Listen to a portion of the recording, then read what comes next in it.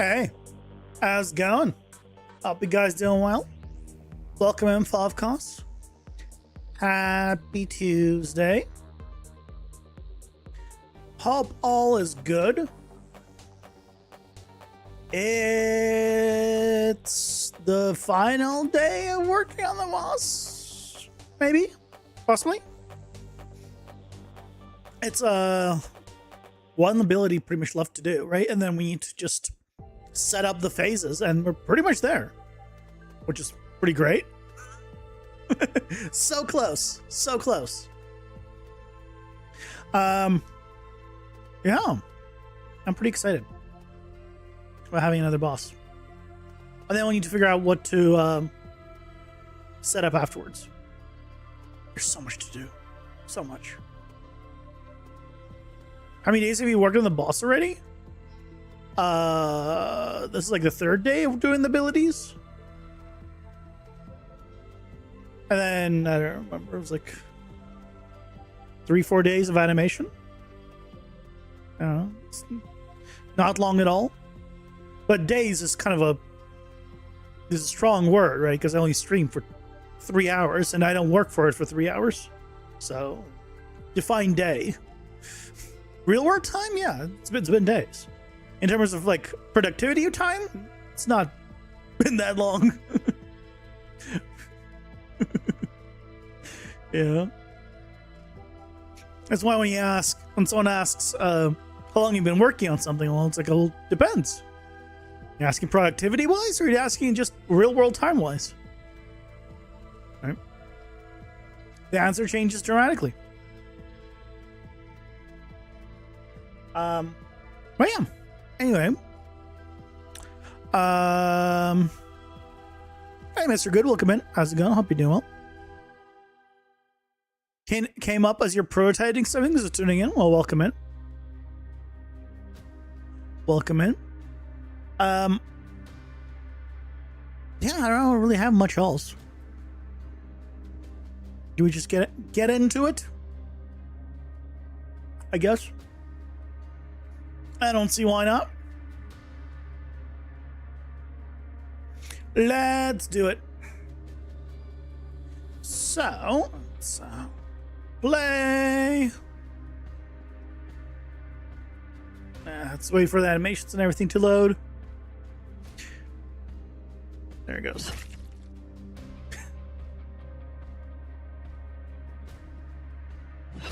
There we go. So now, let's see the new ability. I need to figure out how to tell him to.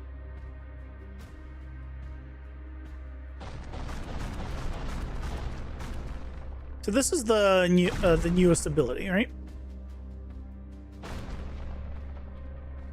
So we need to get that set up. And the main thing that we need to set up, which we don't have currently, is the ability for the attack.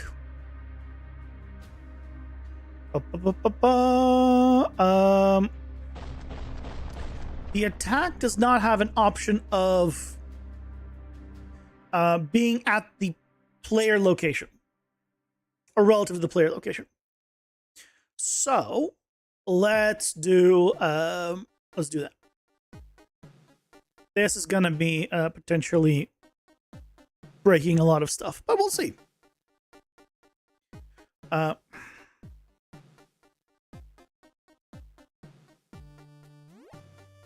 is it called? It's not attack trace.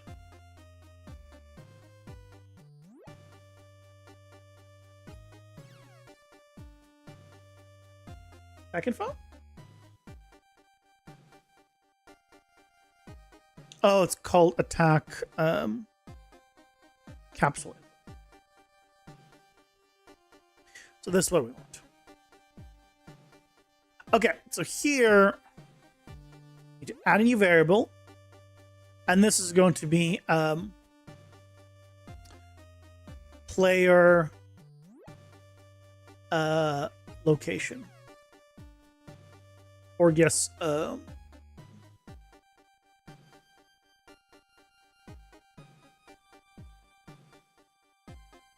set as player location. Let's do that. And then based off of this, we will just place it somewhere else. So if we go here, new file, and here, we just need to do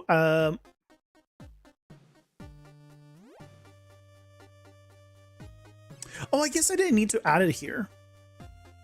No, I don't need to add it there. Delete. I don't need it everywhere. I just need it as a variable here.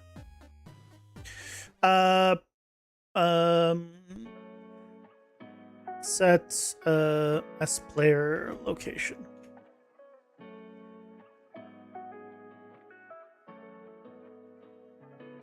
Right, because that's all we need.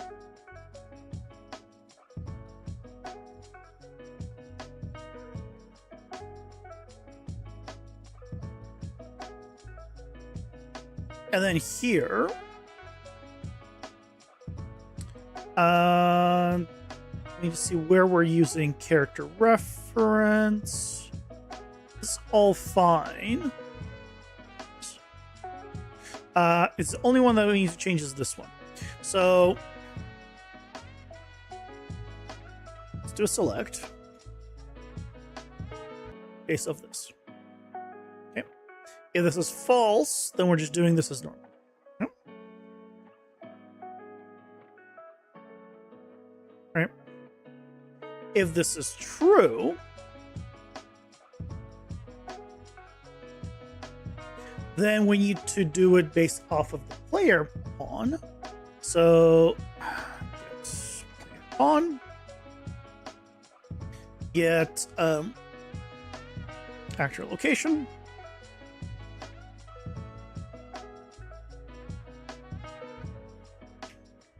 tracked.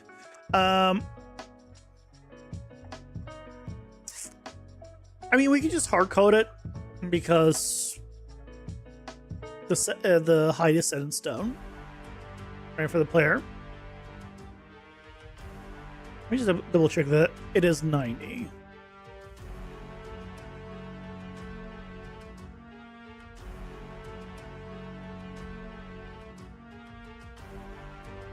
I regret changing that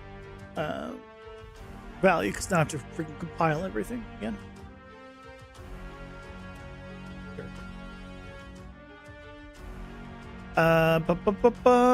Let's go to you. Half height 75 actually. So good thing I was checking. It's not 90. You know what? In that case, let's do a.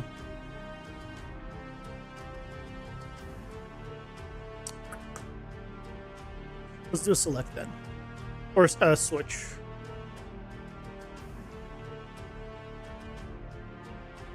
Oh, not switch, just branch. What I'm saying.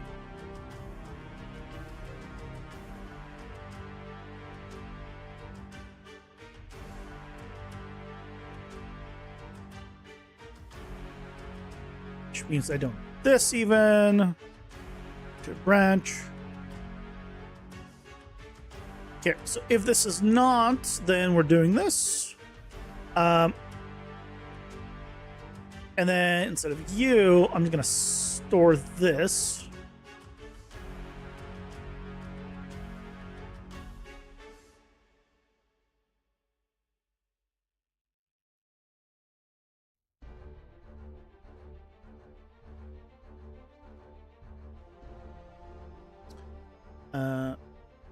As a variable. So this is spawn location.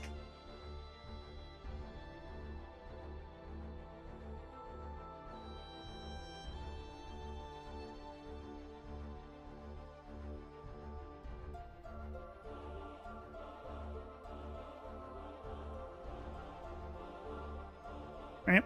And then if it is true, then we can use this one. I'll just grab you. So same thing, except we're plugging in the player pawn here.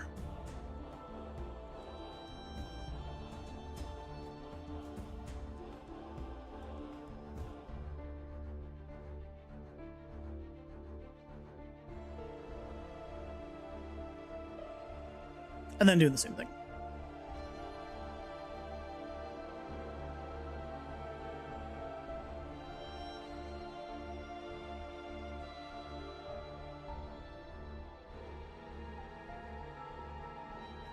Because I don't think... Because everything else needs to be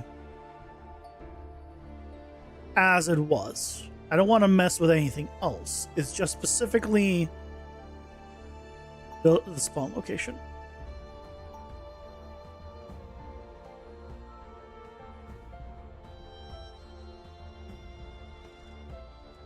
Okay, so now on here, we can say, it's going to be on the bottom, isn't it? Set as player location, should be true. So this will now be at the player location, start offset is 0. And then we can control the radius. Okay, let's start with 300.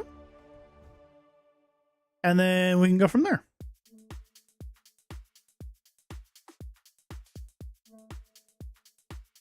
See how it performs. I love how I copied it and it was a certain length. And then when I try to paste it, it says, fuck you and your length. Why? Like, it's copied it.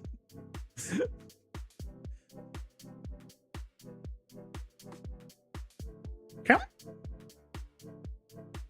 Let's take a look and see if it works.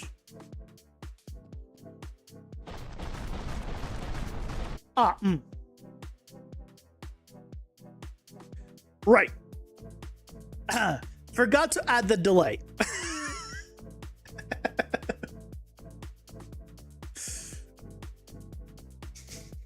0.5.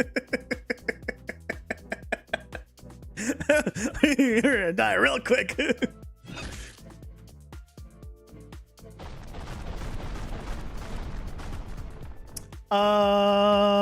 Is that not?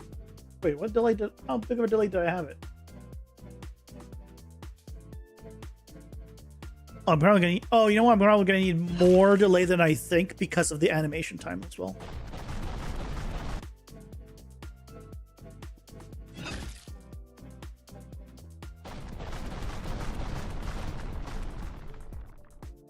It's okay. It's okay. Let's add like another, let's do 5.5. But the radius is too big.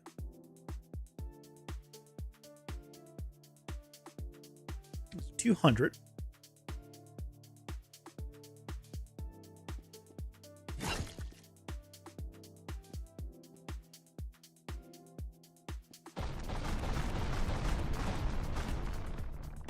I think that radius wise, that's better. Except the last one, is it better? Let's run the other way. Yes, the last one used to be bigger though.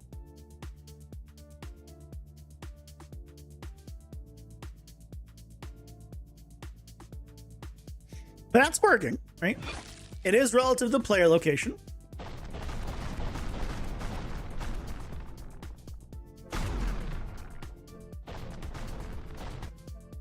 Okay.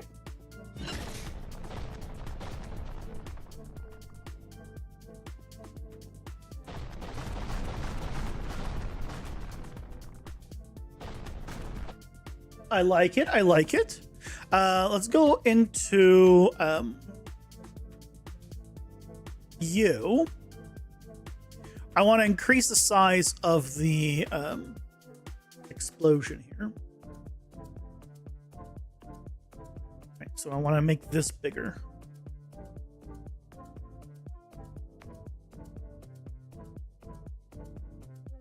I think visually that'll be better.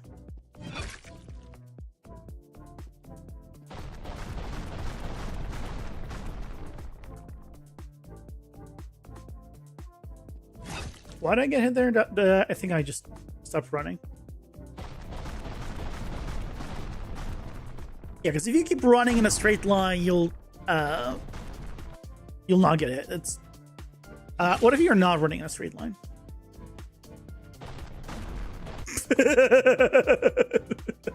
I love that kick.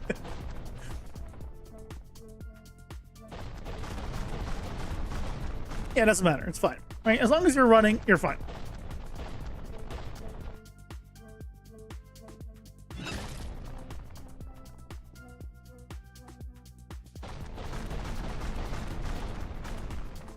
I feel like the delay is enough. Okay, that looks good. I think that's working well.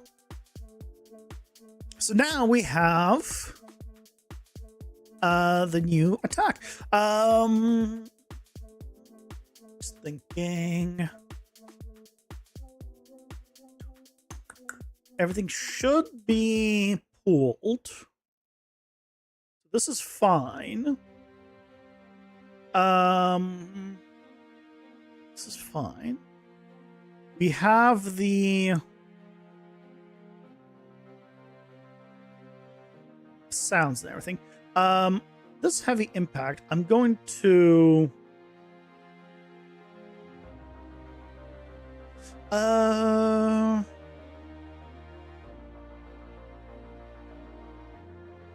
slightly raise the sound of it on the last one.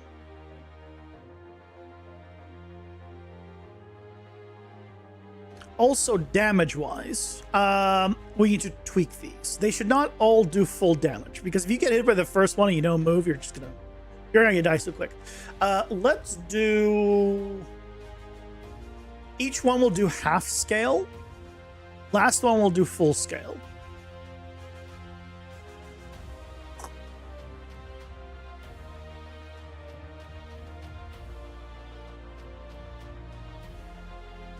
Because realistically, you shouldn't be getting hit by more than one anyway, but I feel like that should be fine.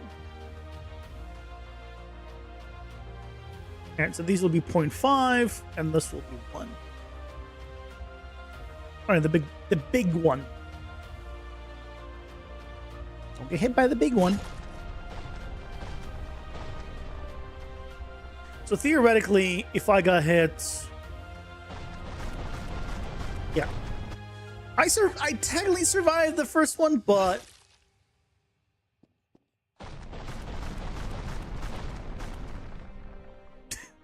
it's with the way it is very hard to. If you get hit by the like one of them, it's hard to not get hit by more than that.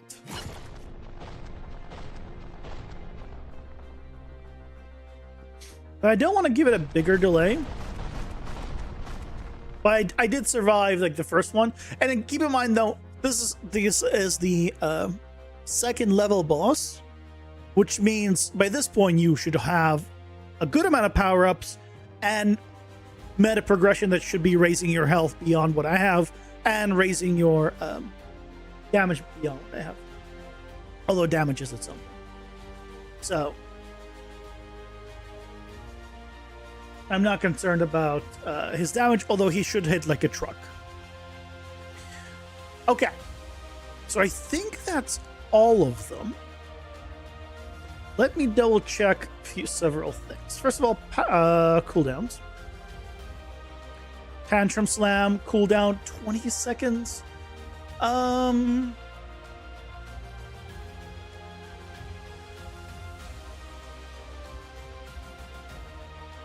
Yeah, I don't want it very often. I think it would be annoying to do super often. Ground Race, I think could be a pretty common one. Ground Slam, 15 seconds.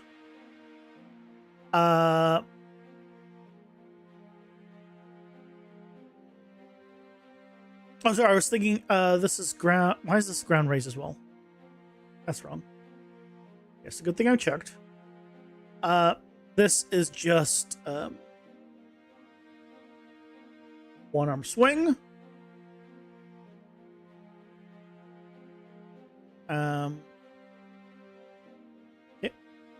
That was wrong.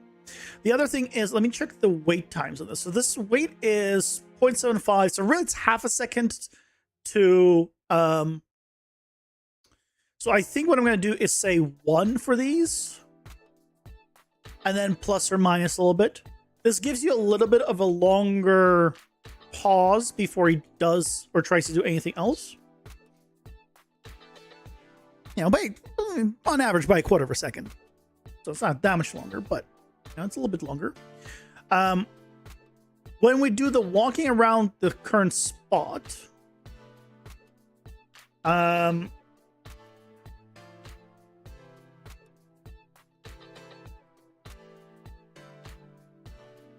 feel like 1,000's fine. 1,000's fine. But I want him to wait longer because he does not wait long enough, I feel like. Because we need to give him basically more downtime for you to attack him. Right? We need to have him be just, you know, tanky and hit hard, but we need to give time to actually do damage. If you're just constantly dodging, that, you know, that's not good. So let's do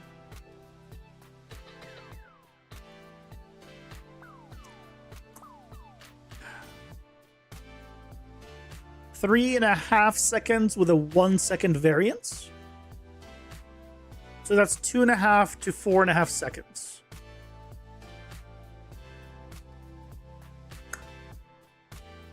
Is that fine?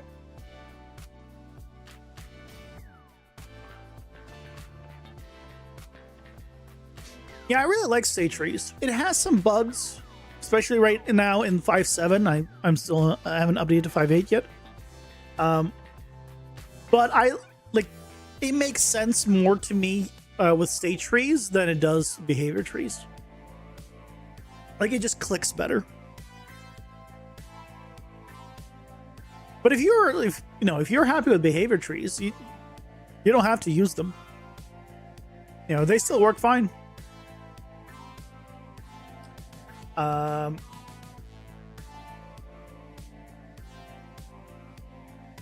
Yeah, probably let's try with this.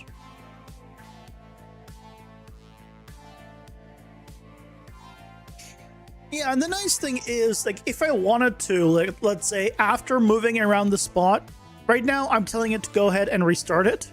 But I could tell him, like, move around the spot and immediately do, like, ground raise. I don't have to put another ground raise here. Now, you're about to watch me duplicate a bunch of stuff. But that's its own thing, because I'm going to be doing phases. Once I do phases, I like to duplicate the entire combat section, and it'll do the one based off of what phase it's in. But you can reuse it, which is nice. The wait here, I'll do 1 second there as well. And then when we move to the player, yeah, he's moving for quite a while. And this being quick is fine, because the move to player should be, yeah, that's fine. It's a grace, yeah, for example here, so at the very top here, I have a check that says, do I have a grace window up? Like, haven't I fully loaded in? If that is true, go to here. So instead of having these two also copied here, I can tell you, oh yeah, just go there.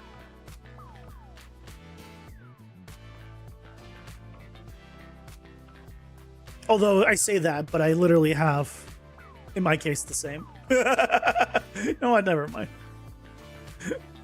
Ignore me. That should be a half a second. I can't tell it to do that, but clearly past me did not set it up that way. It's fine. Doesn't matter.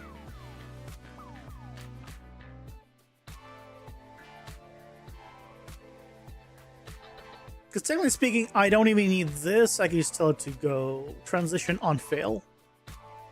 It's fine. Doesn't matter. Okay. Let's go ahead and turn on all of the attacks.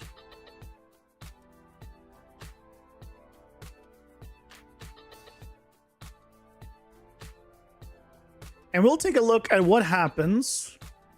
Basically, this is phase 2. Right. Phase 1, 2 of these attacks don't exist. Phase 2, all of them exist.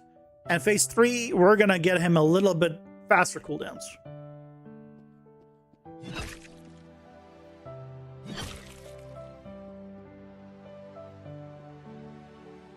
I'm giving him a little moment because he needs to load all his stuff.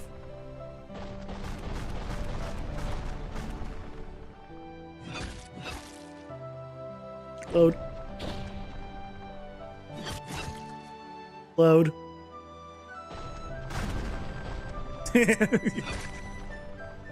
Okay.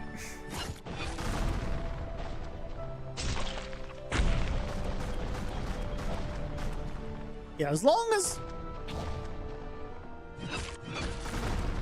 I feel like he's a little too aggressive at the current moment.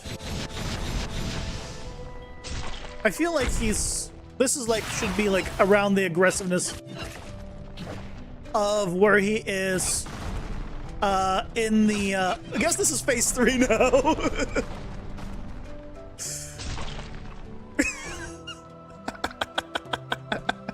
Okay, let's tweak our values a little bit for phase for phase 2. Let's go ahead. I'm gonna change the cooldowns to let's start with 10 seconds.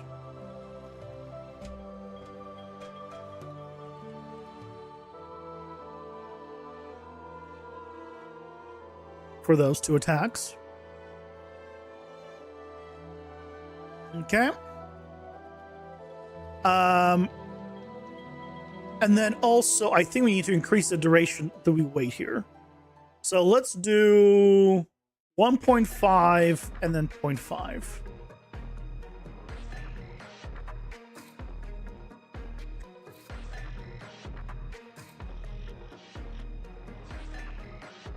So basically between 1 and 2 seconds is going to be the delay after he does the attacks. Because I don't mind him. We could just reduce the wait times and everything as needed to make him a little more less angry. So I think what's going to happen is if it's 10 seconds, he'll finish one, he'll do one, he'll do the other.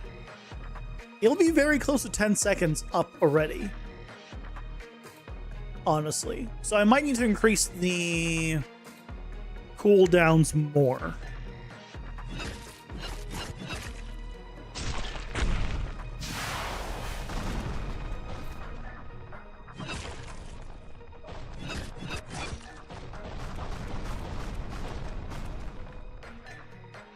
Awesome.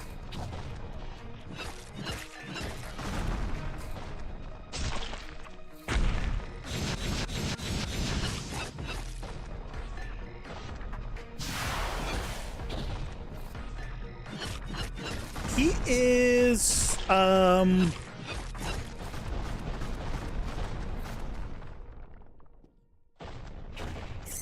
he's never moving. The fact that he's never moving means that he always has an attack on cooldown. Well, finally has something off cooldown. Or, yeah.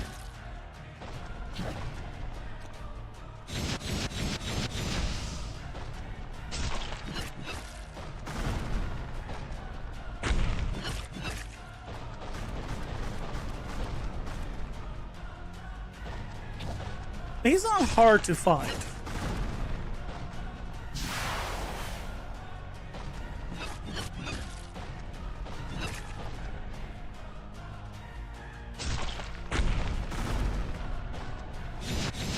So what we can do instead of what we're doing is I can do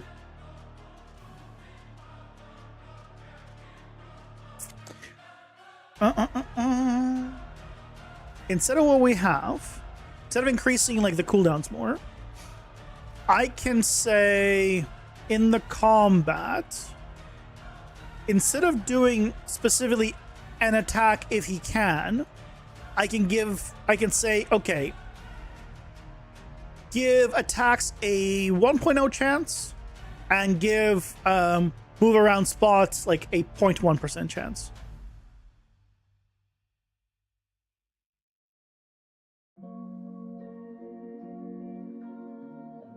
Yeah.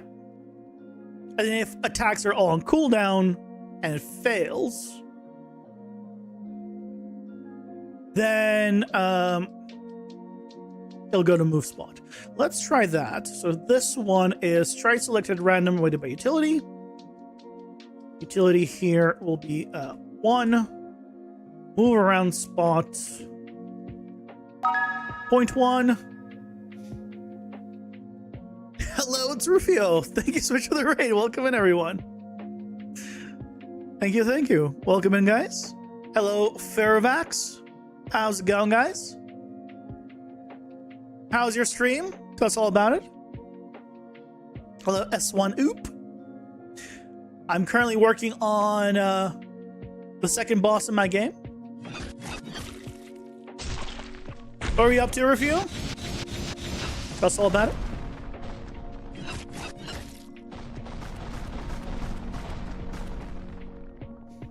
You're setting up all the abilities and stuff.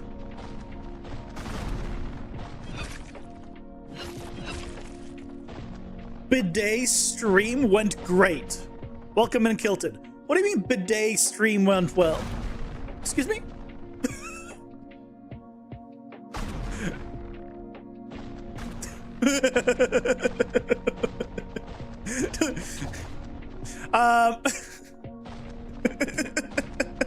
That's an accurate reaction.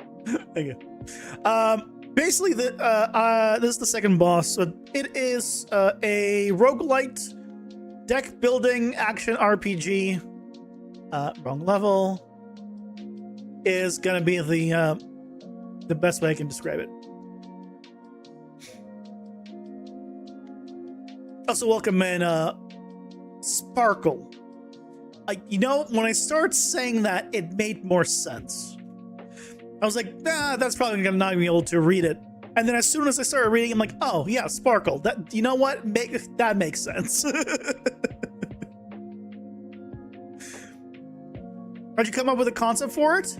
It started with a roguelite, and then it went from there. Hey, Wander Breads, welcome in. How's it going? Hope you're doing well. Yeah, this is the hub right now. You only caught the last few minutes. They were talking about bidets, meat in bidets. I mean, look, if you could put about meat in bidet if you heat it up and made it into a sous vide. Hey, Isaac, welcome in. How's it going? Hope you're doing well. Yeah, this has a whole deck building mechanic, and basically a full shop where you can buy cards. These are all passive power-ups. This is all temporary AI. I'm like to save up to hire an artist, but right now it's temporary AI placeholders for all the art. Hiring someone to do all of these as unique pieces of art is gonna cost a little bit. So I applied for the Epic Mega Grand. We'll see if I get it. I'm not gonna hold my breath, but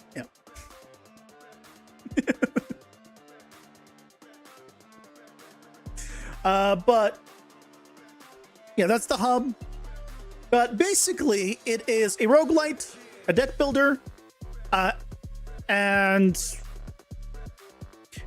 imagine Hades combined with like Diablo / Breath of Exile combined with Binding of Isaac. So the cards are all passive upgrades like in Binding of Isaac where they stack together. Also, it has a fully procedural 3D dungeon that is fully vertical. Oh, don't mind the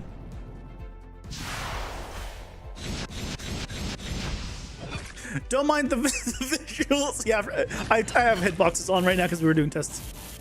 But basically, yeah, you fight the enemies, level, get experience, which will unlock cards from your deck. So, like, if you ever played Hades or know about it, you know, you get a power from the gods. In mine, you get a card from your deck. So, for example, I can choose that I get, you know, lightning strike every so often. And now if I come near them and they need to load their attacks, don't mind them. There you go. So there's the lightning strikes, and now there we go. But yeah, the game is still in prototype. We're still figuring stuff out. Still, you know, getting stuff going. Hey, all the characters are 2D sprites. The plan to have them be what's it called? Directional. Hey, Master, welcome in. How's it going? Hope you're doing well. How long did it take you to make this game? Are you asking just how much world time or how much dev time? Dev time probably around 7-ish months. Real world time, 2.5 years. I think we're at right now.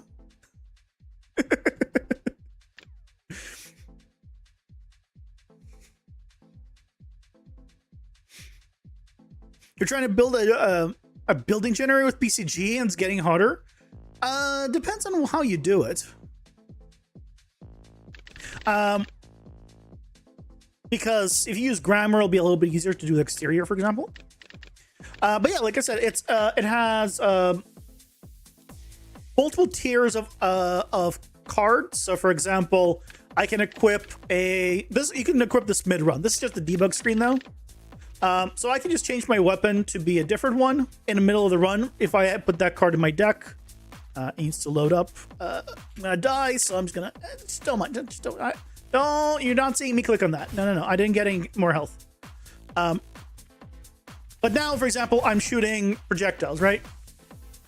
And if I have projectiles, that means I can also have more projectiles, right? And if I have more projectiles, then maybe I can have even more projectiles. And if I have, if I have even more projectiles, then maybe I'm also gonna want to have, them rebound between stuff so they can just, bounce around. And if they have all the bouncing around and stuff, then then maybe I'll also add some homing to them. Just for shits and giggles. So just a little bit of a homing, so they can really get to the enemies. Anyway, you get to the point of how the things stack. I don't know why they're looking so weird, right? But they need to be all re-rendered, so. But yeah, you can, all of that, that's just, you literally can go there. Have you ever released your own game before? No, this is my first game. This is my first game. And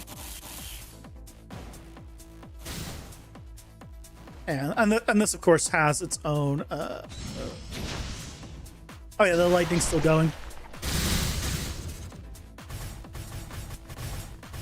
Obviously, you're not meant to. I mean, depending on how much your meta progression's up, you might have this much damage, and you can have a lot of this as starting cards. But yeah, you basically continue on, and then you get to the boss. I'm gonna TP myself to the boss, and then you go fight the first boss, which is in its own area.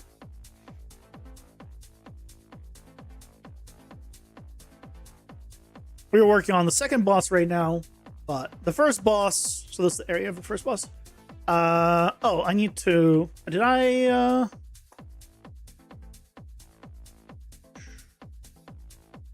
material. Oh, I never regenerated. Hold on. I never regenerated the look of that room, I think. Please hold. Yeah, sure. Yeah, that's my first game. Let me just go ahead and refresh all.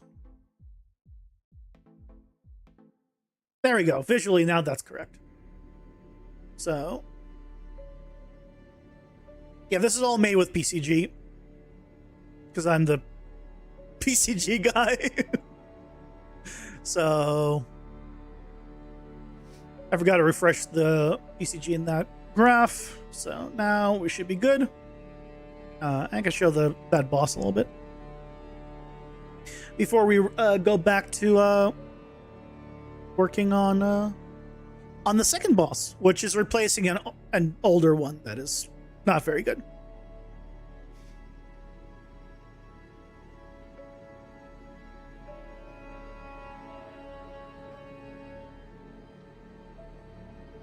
Let's TP to the boss.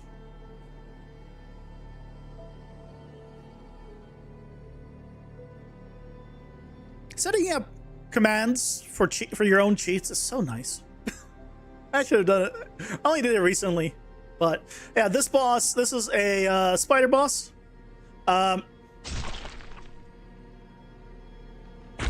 Who really does a lot of environmental hazards. So he starts putting down, for example, poison and things of that nature onto the ground, and they'll stay. Yeah, that's now an area where if I go inside, I start taking poison damage. Yeah, that doesn't have a timer. The timer is you kill him. So this place is absolutely massive, like this. Right, this dungeon area, but if you take a long time fighting this boss, that's not the only thing you're gonna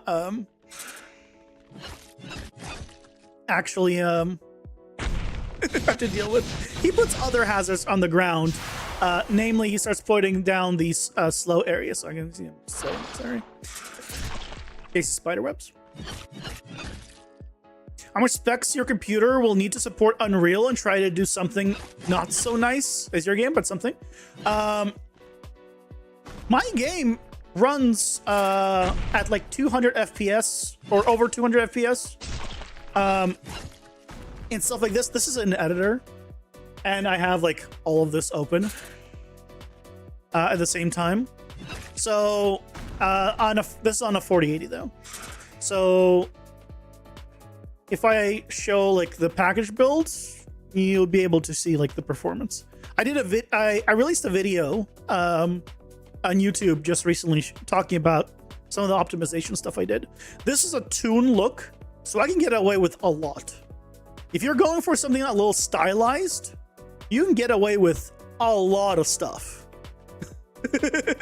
Like for example, if I turn off my material here, my post-process material, this is the actual look of the game. This doesn't look very good, does it? This has no global illumination. There's no lumen. There's basically no reflections. There's like almost nothing here. It looks horrible. But it's not designed for this. But because I don't need it, since I'm doing, right,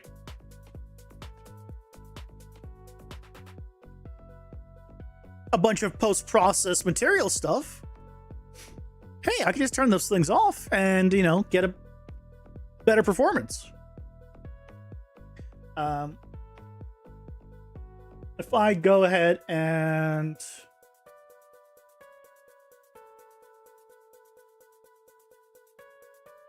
launch the actual game. So this is like the package build. The one from beginning of the month. I released a package build of the game on Patreon. Yeah, Yeah, you can see here it's a 200 FPS. It's a 260 when I'm not streaming though. Oh, this is also needs to be. Yeah, this is before I fixed that. Oh no, this was for a test. This was for It's fine. Yeah, I'm not in the right spot. Hold on. Let me open up an actual build that I didn't know was working.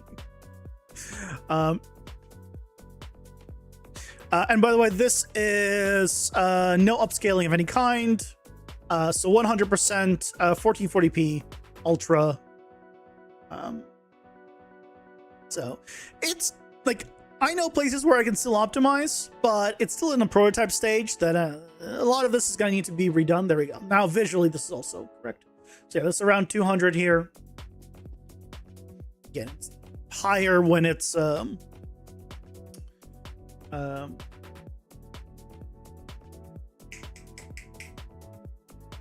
yeah, when I'm not streaming. OBS takes quite a few resources. You can see here, yeah, 200 FPS. Obviously, it's going to go down. I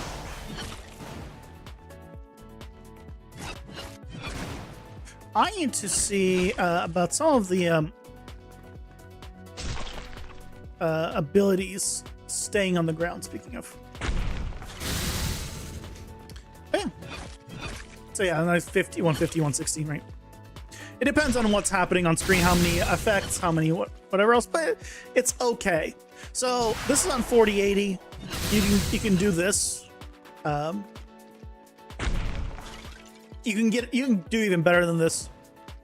It really depends on the visuals and stuff like that you're looking for. Oh yeah, this is already fixed. Right. Just to get you an idea of the performance. Like you can optimize Unreal 5 quite a lot. You can. Just, people gotta do it.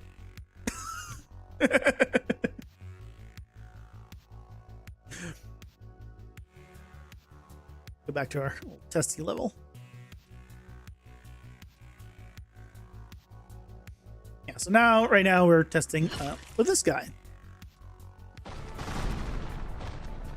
This is our second boss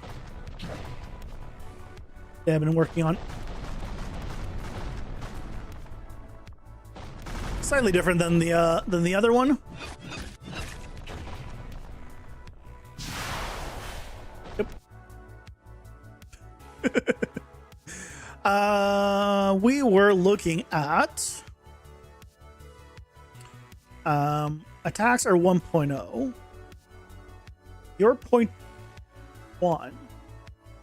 Let's do 0.25 chance. Moving around spot. And then say if failed, go to move around spot.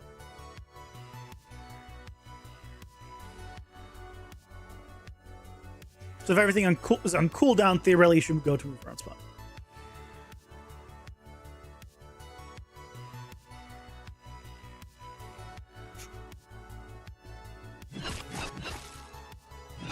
Do you guys all use Unreal? Those of you that obviously do game dev. Okay. You. Didn't get me. Does the boss move randomly when he moves between attacks? Yeah. So you see here, he moves down. That's what we're just doing, trying to figure out how often does he move versus attack, so he doesn't always feel like he's attacking. He has cooldowns, but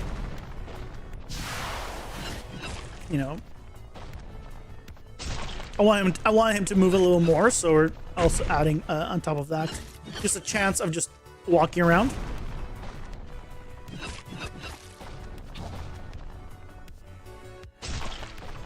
Unreal Personal, Unity, and Unreal for Work. Nice. And yeah, a place where you're using both. Nice. Don't give it, but the local game dev group mostly uses Godot. What's your opinion?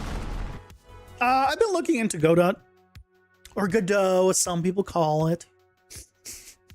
I always call it Godot for whatever. I don't know why. I started with it, and it's just stuck with me. I like it. This entire game is blueprints. I've 100% of this game is blueprints.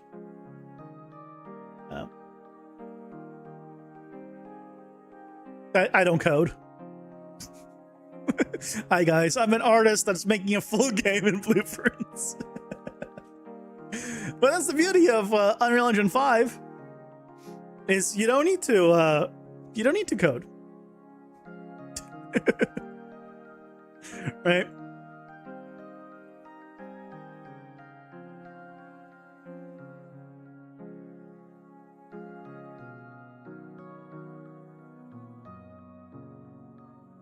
But I've started looking into Godot a bit.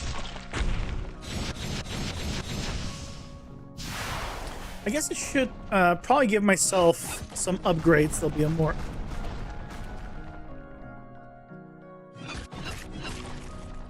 a fair test, because by this point we should have more upgrades.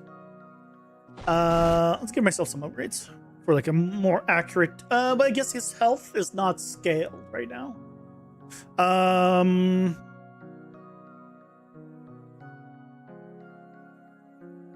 Yeah, it's fine. We'll test him later. Yeah, we'll test him later. Let's test the movement. You say nothing wrong with that. It depends where you go on the internet. People have different opinions. This is a safe space. This is a safe space for artists, where they don't have to deal with this evil programming.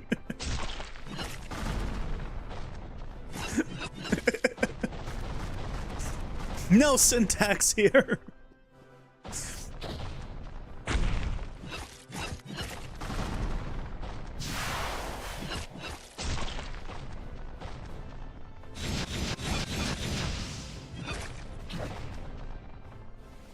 Should we have him move a little bit more? I want him to be aggressive, but I feel like he should still move a little more.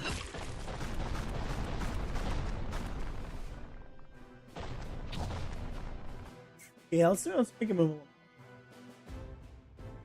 little. 1/3 chance of moving now. Unless dealing with very complicated systems or serious network, ain't nothing wrong with that. Yeah. And I'm just making a simple single-player game. Don't need any of that. Yeah, if you're dealing with like tons and tons of data, like if your whatever data you're working with is like 10,000 thing like long of something, then yeah, you're probably gonna want to, do that in code. If you're dealing with networking stuff, you're probably gonna want to do that in code. If you're just making a single player game, you could probably do the entire thing in blueprints if you wanted to.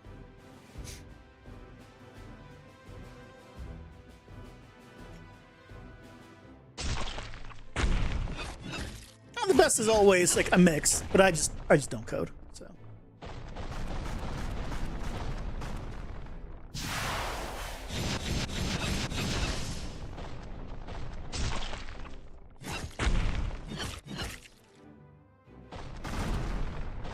I feel like if we're making him move more, maybe I need to reduce.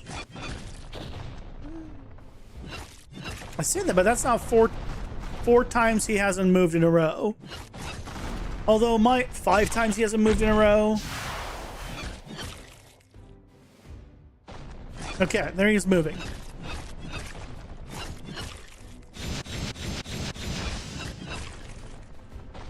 One, 2,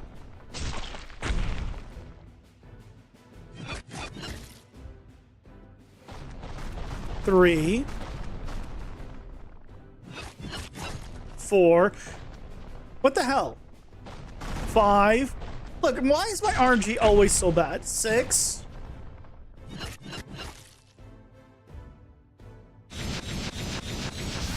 7. 7. Like, how? 8. He's supposed to be moving 1 in 3 chance. 9. 10. We saw him move, so we know he moves. 11. 12.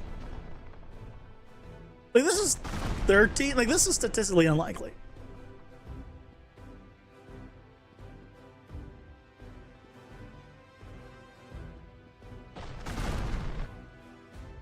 When he's not moving for so long, is he just not moving around location? Hold on. Instead of going move around, go here specifically. If this fails, so this is all on cooldown, I should do that. But this says 0.5. What the hell?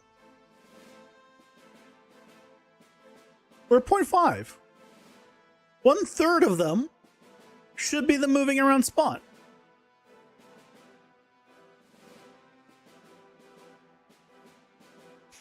Even for server client stuff, can just be done in Blueprint, dedicated server stuff, or need for precise network prediction, though. Yeah. Also, if you're doing local multiplayer, you don't even need a lot of that stuff. Ads.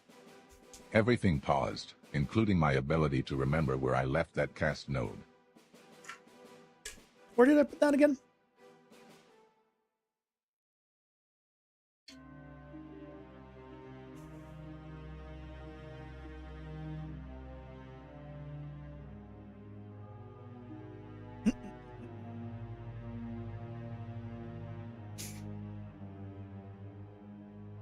Yeah. Local player is significantly simpler. I thought it was going to be like, oh yeah, you got to do, all the normal multiplayer stuff. Nope. It is so much simpler.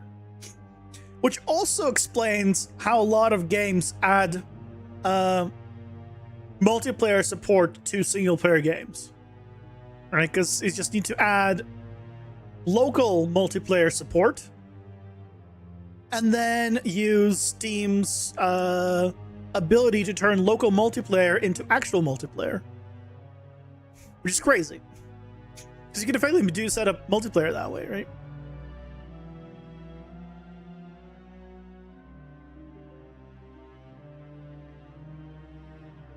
It would be cool to have this game have that kind of support, but that's definitely not something that I'm going to be promising. I want Twitch integration, but that one's a very far away thing.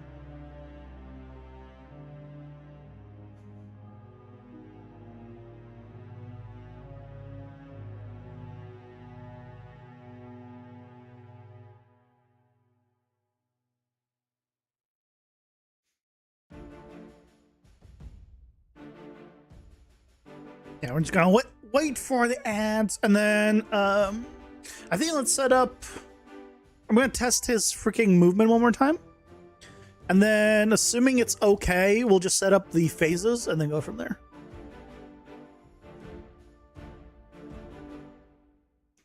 Okay. And I guess after he's done, we'll rework the boss shop, like the setup for it. Because it's needed a rework. We've wanted one for a while, so with 2 out of 3 bosses done, I think it'll be a good time to do it. And then we can move on to the 3rd boss, which will be a dragon. That hopefully has all the animations I need. Because if he doesn't animate, I'm not animating a dragon. That one's gonna be a little bit of a maybe not. And also, it might not read at all once it's converted to a sprite. So that's also a possibility.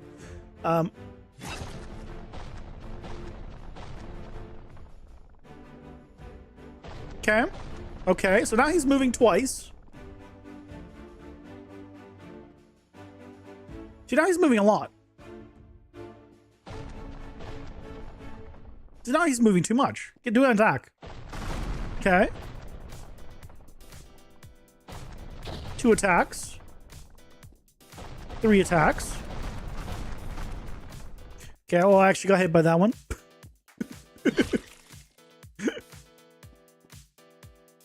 Okay, 1 move. 2 moves. Okay, 1 attack. 2 attack. So if you turn, you'll get a hit there. That's good to know. Maybe I'll add an extra bit of a delay on that one. That might not be terrible, actually.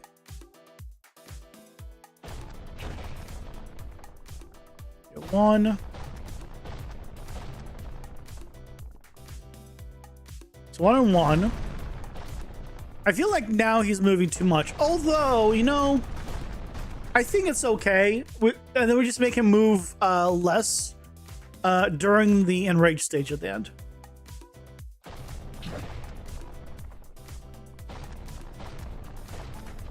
How does he determine if he moves or attacks again? Attack has a weight of 1. Move has a weight of 0.5. So effectively he has a 33% chance of walking versus attacking. And if things are all on cooldown, then he'll walk as well. Yeah, I add a little bit of extra delay on that one. We've gotten hit too many times by that from just running. Instead of 0.55, let's do 0.75 and 0.7. So it is a bigger area. So. And then there's also. Yeah, that's a little bit better. Maybe that was too much. Maybe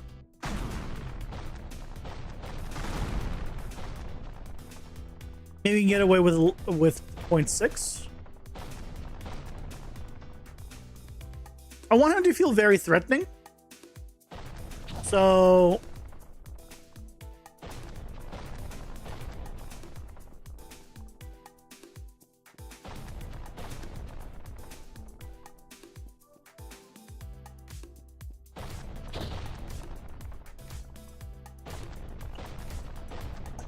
Yeah, he might be walking a little bit too much now.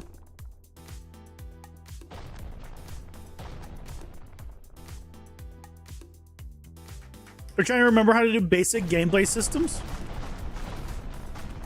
Oh, you know what? No, that's fine.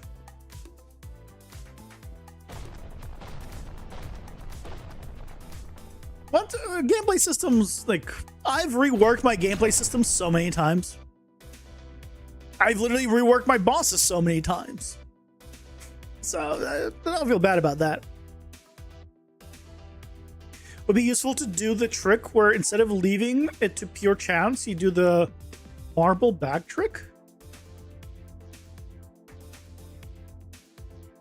What's the marble bag trick? Like you have a certain like you have a certain amount of marbles, like X of them are this. So like you have like 2 marbles that are like attack and 1 marble that's walk, and then you do like attack, walk, attack, or attack, walk, and that kind of thing. I like the randomness more because otherwise, depending on what your ratio is, you'll get tons of movements and tons of attack back to back. Because there's a scenario where you have, let's say I have 10 marbles and I wanted, let's say 6 attacks and 4 moves. There's a scenario where I get 6 attacks and then 4 moves. When it's an actual RNG chance, then we can have it's more random, and I feel that gameplay wise, that's better. Now, depending on the game you have, you know, the marble thing scenario I think is fine. But I think for this, I feel like it's more interesting when it's not predictable. Or less predictable, I guess.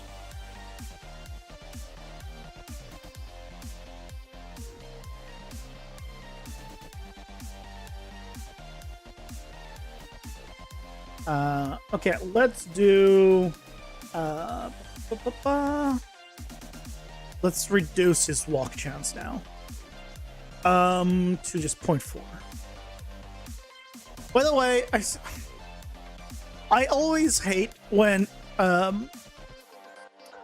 things have a 0 to 1 like weight. I want to be able to say this has a 4 to 1 ratio. I want to put 1 here and 4 here. So that way, if I want to increase the weight of attacks, you know, I don't make this smaller, and then I have to figure out like how much smaller do I need to make it. Just why is it in like that? Yeah, let's see.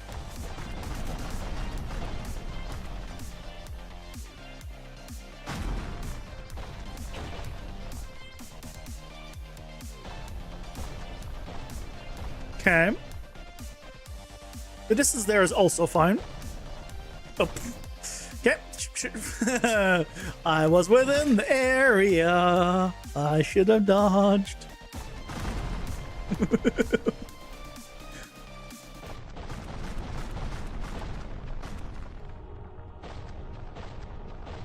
I feel like that's a... Now we're getting to like around where I probably want him to be in terms of walking. Right? Does a 2, 3, 4.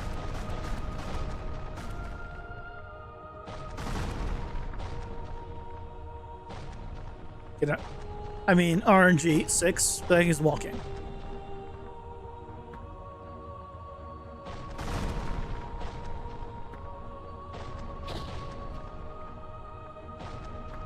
Two.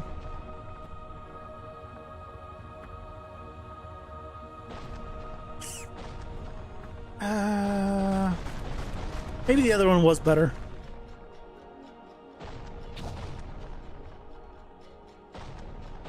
See, this one was 3. This one was fine.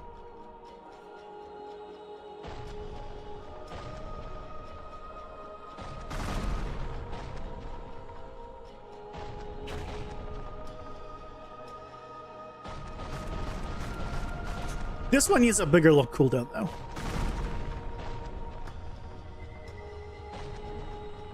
Yeah, I'm gonna give a another 10 seconds to that cooldown on, because I don't want to be running around that often.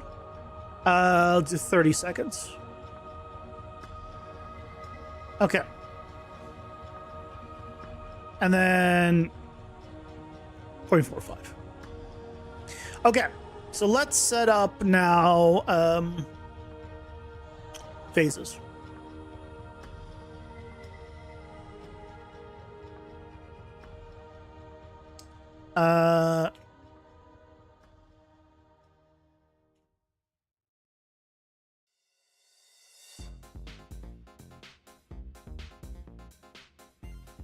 I guess this can be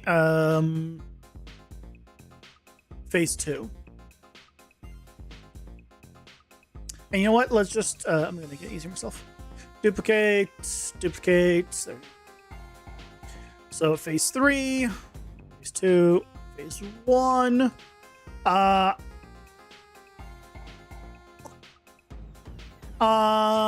Okay, then we need to have all of these in a group because, yeah.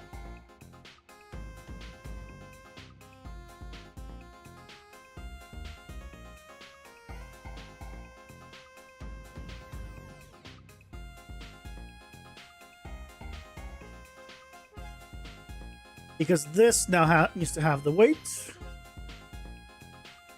And this needs to try to select in order, and then these do not have the weight.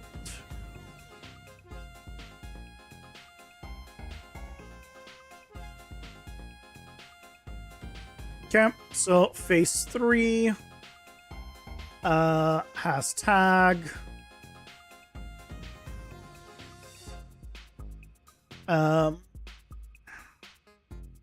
Phase 3. And you has tag.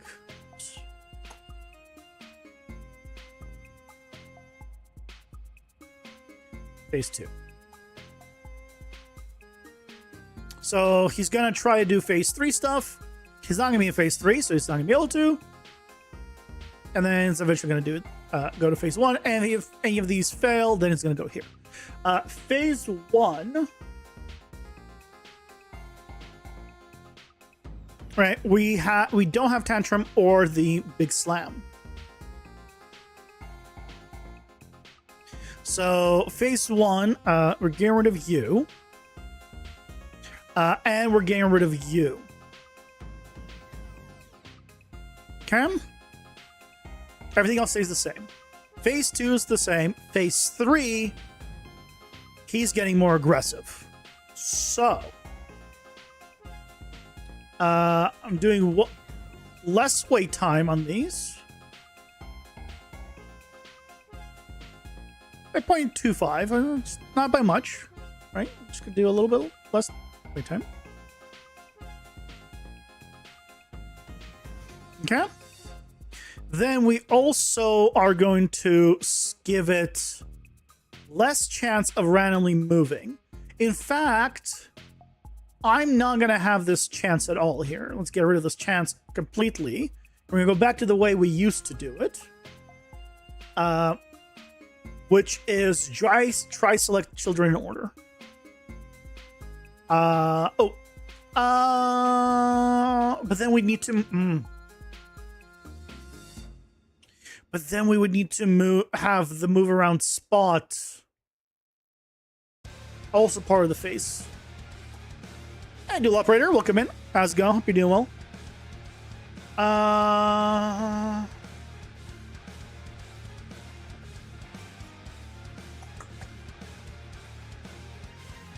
guess, yeah, that would be better.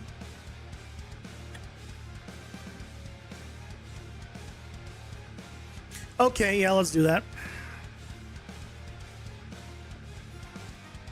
So...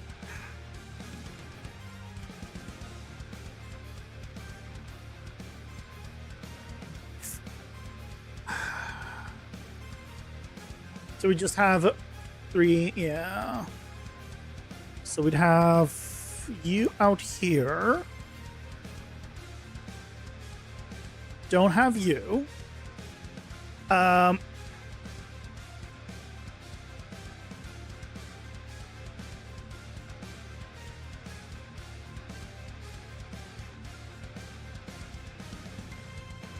then we have the attacks in here. This try random by weight, and then basically do the same thing on you. Oh, popping that gets me everything, which I don't want. Attacks.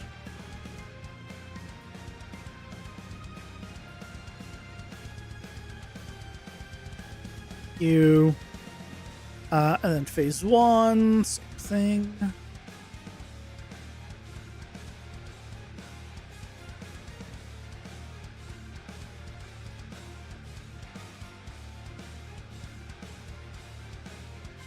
And then we also put you in here, you in here,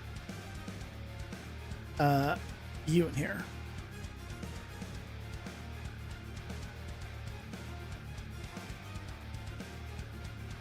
Okay, so now our combat group has the phases. So this now needs to select, try select children in order.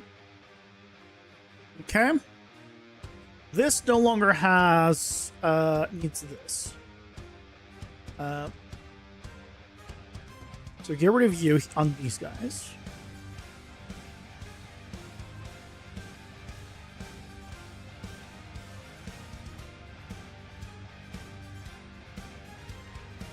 Then on attacks, this one, oh,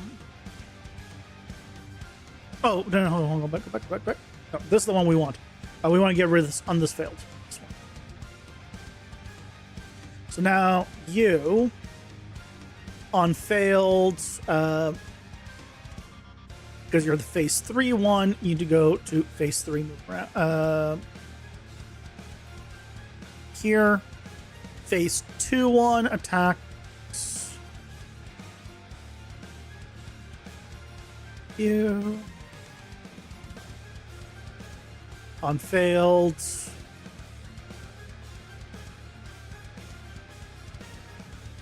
Around. You. Attack. On failed. Around. So in all of the phases, if it fails, it goes to the moving round. Basically, everything is on cooldown. Try select at random way of utility, which is good. So we can tell it to have a higher or lower chance of doing a certain attack if we so wish. And so now we can have a different move around spot chance based off of each phase. So you know what? We can have him be a little less aggressive in the first phase at like 0.6 moving chance.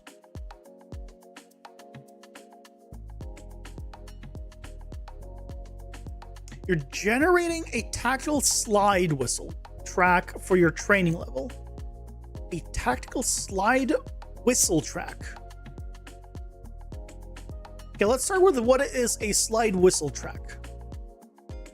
I know what a slide is. I know what a whistle is. Like, I know all the individual words, but I don't know what it means when you put them all together in that order.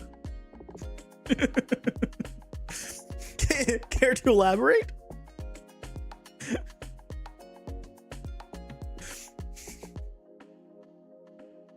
Like, I know what a tactical slide is, or a tactical whistle, a tactical track. but not all of that together. Okay, so for the last phase now, yeah, we can do what I wanted, which is not have this as a weight thing.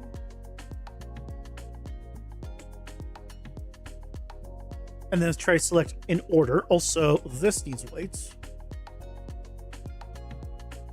1. This needs weight. 1. Slide whistle lad is an instrument. You'll recognize the sound if you hear it. Slide whistle. Oh. It's the one that goes, yeah, okay, so I know those. I don't know names of anything, so that doesn't surprise me.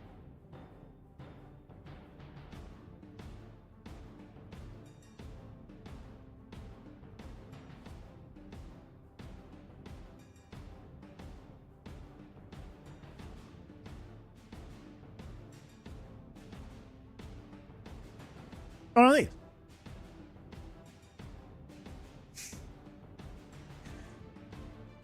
Imagine that on a tactical soundtrack. Okay, so now you have to explain what a tactical soundtrack is.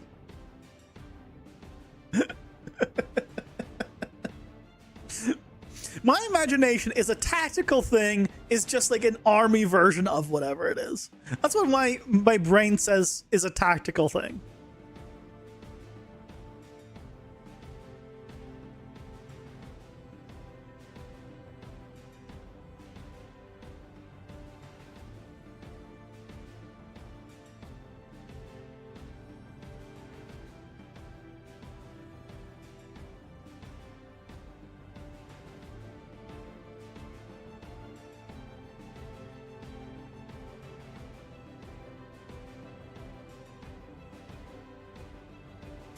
But your soldiers playing slide whistles? I mean, that would be hilarious.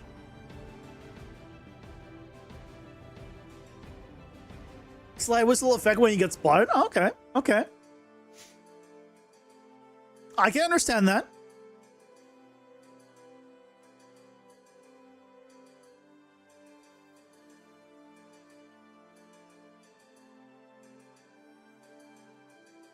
Yes, we're phase 3. Wait, phase 2.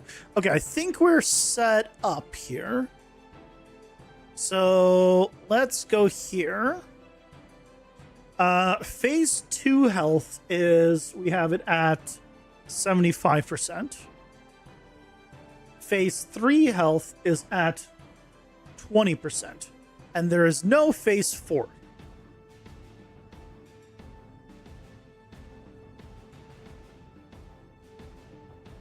For this guy, we're only doing phases 1 through 3.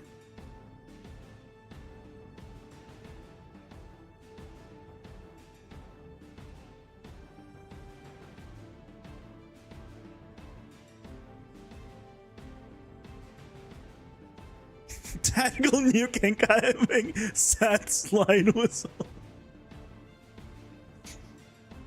What is the difference between a tactical nuke and a regular nuke? If you have a regular nuke incoming, is it not the same thing as a tactical nuke incoming? What makes it tactical? I've never thought about this until now, but I don't know the answer to this question.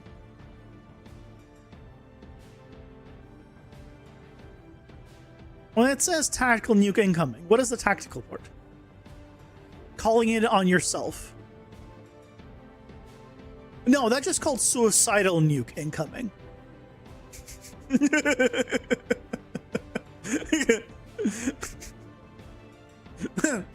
Nah, I wouldn't call that tactical. I would call that maybe, in fact, I would call it maybe the opposite of tactical.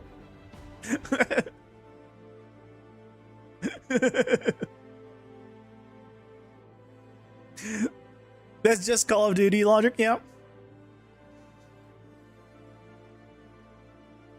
And based on the recent trailers I've seen of the recent Call of Duties, there's not much logic there.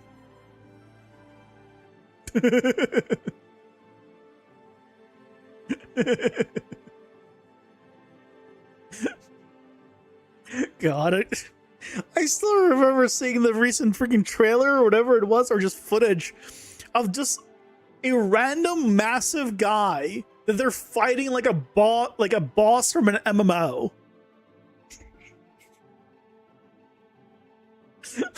It was Call of Duty. What? Like what? How do you call that Call of Duty? I don't know. Anyway, beside the point.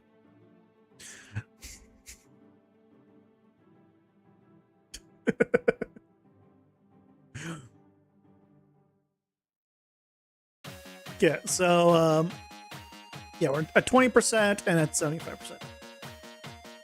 That's when we transition.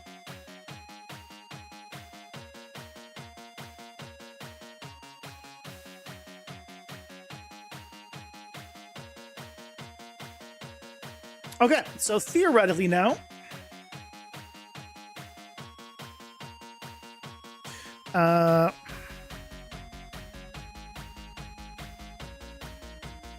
to give us like a 100 damage mult.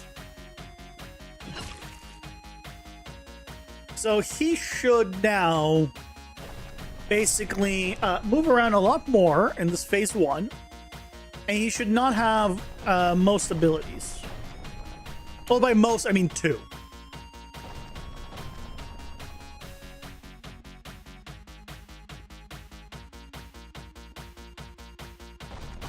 So he still has that, and he should still have the that one. And he still, no matter what, will have the stuff here, which is putting the wall up and then doing the kick. So he'll still have those.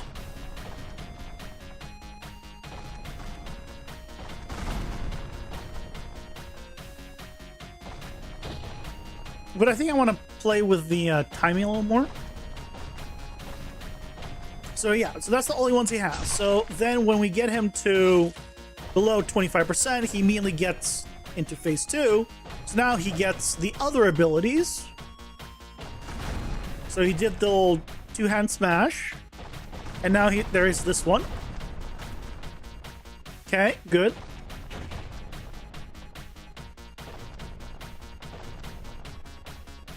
Okay, so that's working.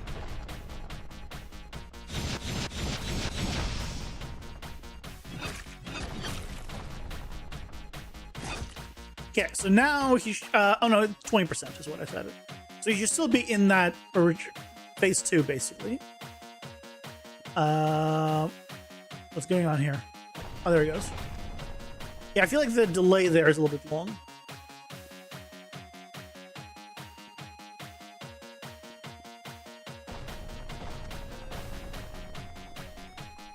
Maybe when he waits, maybe he shouldn't be looking around.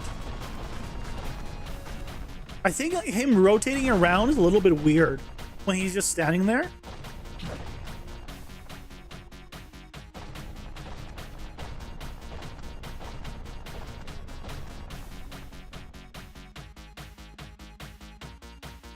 Like here, if he just stood there, I think it'd be more menacing. I might try that. But now he should be more. Now he should be in phase 3, so he should be a lot more aggressive now. Where basically he almost does not stop attacking. You have time to attack him. Abilities are so quick.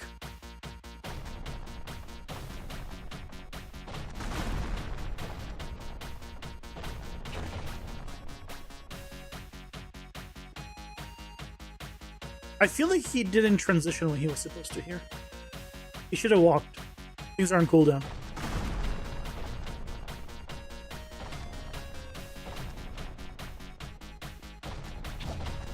Once you have enough money and make enough sequels, you just start doing whatever you want, I guess. Yeah, but why would you call it still Call of Duty? I feel like a lot of games would be fine releasing the way they are if they just didn't have the name of the predecessor attached to it. Like a lot of remakes or like sequels are so like different than the original that it makes it like you could have just not called it a sequel, right? You just have it be a different game. It's so different anyway.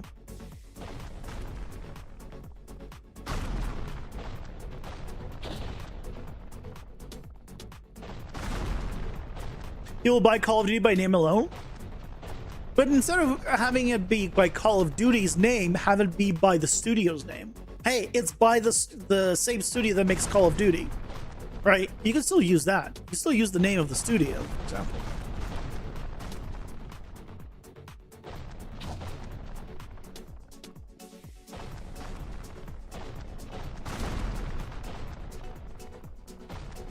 Also, I have no idea what they've been doing for the however many years or every year for Call of Duty, but that's a different conversation.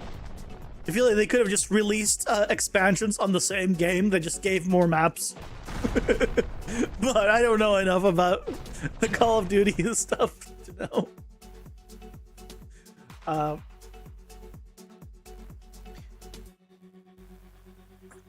Let's go back here.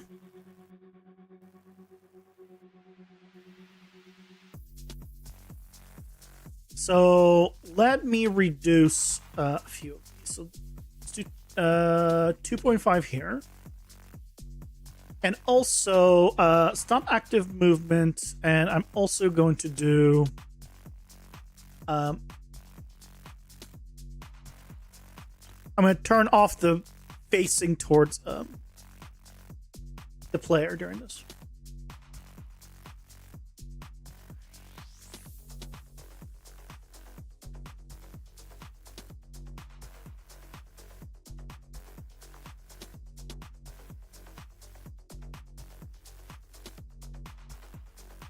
Come on.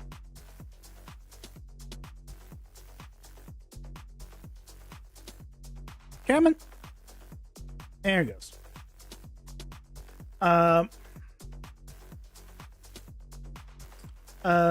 Focus.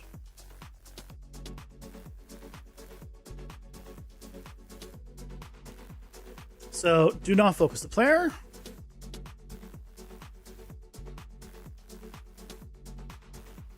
Do not focus the player.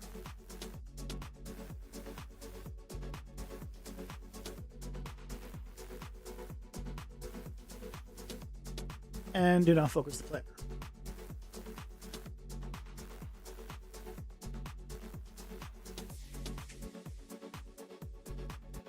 Call of Duty is swapped between too many studios to go by studio names. Sledgehammer Games, Treyarch, Infinity Ward, Raven Software are all studios that make different sequels. Oh. 22 COD games so far. Jesus. Jesus.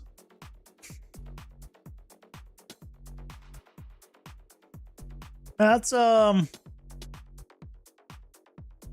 in what time? In 22 years? Or less? Is it more than one game a year? I mean, look, I wish I had the kind of like ability of since 2003. So, yeah, basically, right? That's basically one game a year. Maybe they missed one. Unless the game of 2026 hasn't come out yet.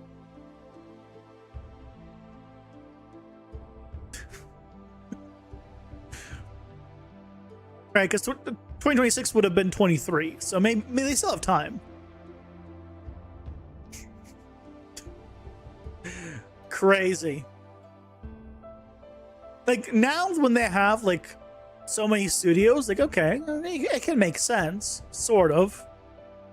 But how the hell did they do it yearly starting out?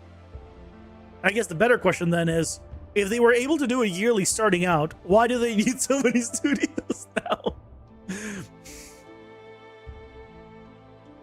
04 they didn't release. Okay.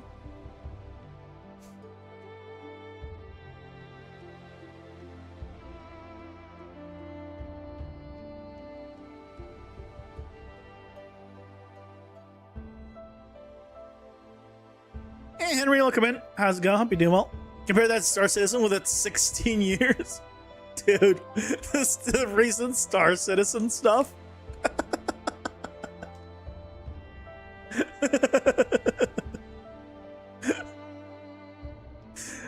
Oh, if you guys don't know, they did a live stream. Star Citizen devs did an impromptu live stream that was not promised. It's not like they had to do it. They chose to do it of an internal dev build, and it went so badly. It went so badly. They couldn't even finish the mission. And they bickered like no tomorrow. I feel bad for the one guy who seemed to have been just being shit on for no reason. It was like no good reason.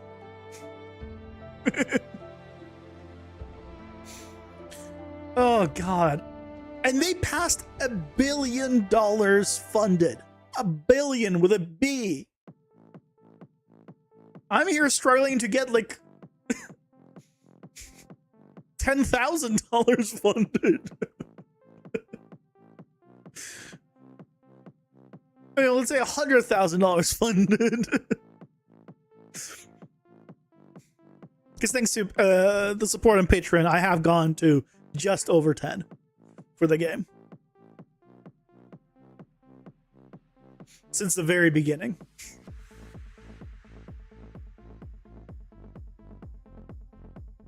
Specific studios do the specific sequels. Like one does Black Ops, another does Modern Warfare, etc. Makes sense. I couldn't tell you what the difference between any of them is, but I haven't played one since college.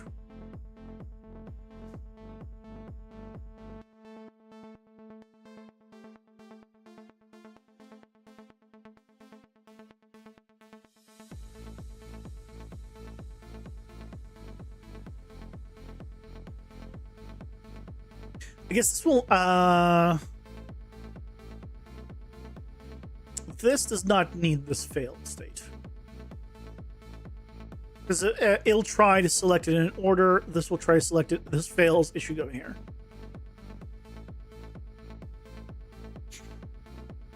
Next YouTube series will be called Star Citizen Road to 2B. Let's go. Wait, what?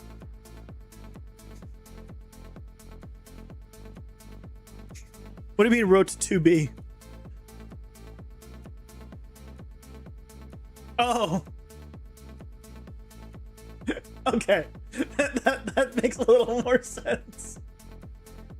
Because I was like, 2B? Look, I mean, look, the game would be better if we had 2B in Star Citizen. Like, I think the game would objectively be better. Okay? But I don't think they're going quite for that 2B.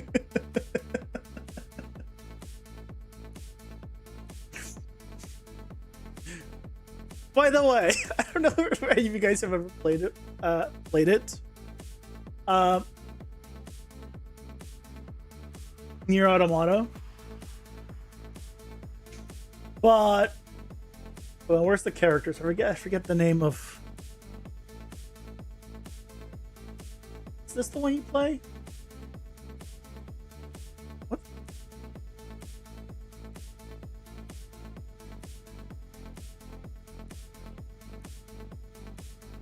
What do you play after 2B?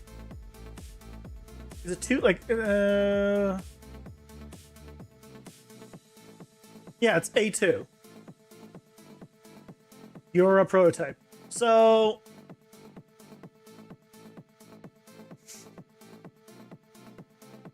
open up this.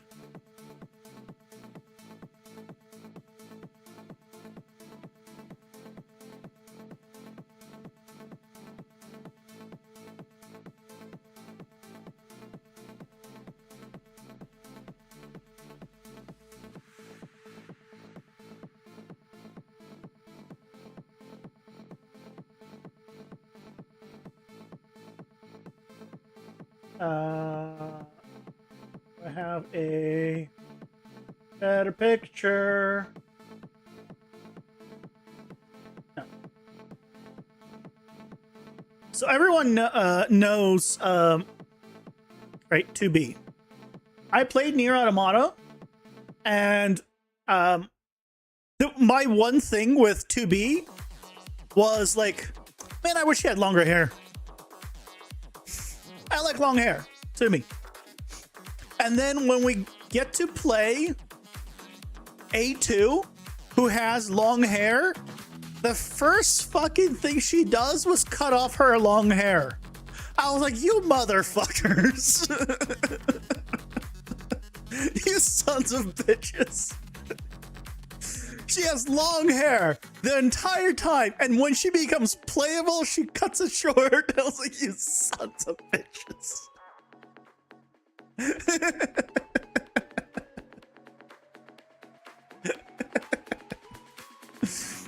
Have a good one, Mr. Good. Thanks, Tom. Bye. Have a good rest of your night. That has been my one rant about Nier Automata. It's not even a rant. It wasn't that big of a deal, but I was like, what the hell? Doesn't Nier Automata have a cameo in every game anyway? Well, 2B specifically, it seems like it has a cameo in every game. Oh my god, where is this? Is it Call of Duty that 2B was also put into? Or no. Yes?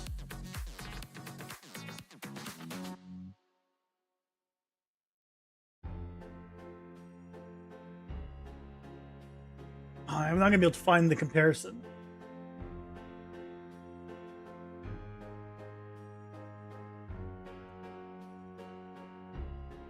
Oh, it was Rainbow Six that I was thinking of.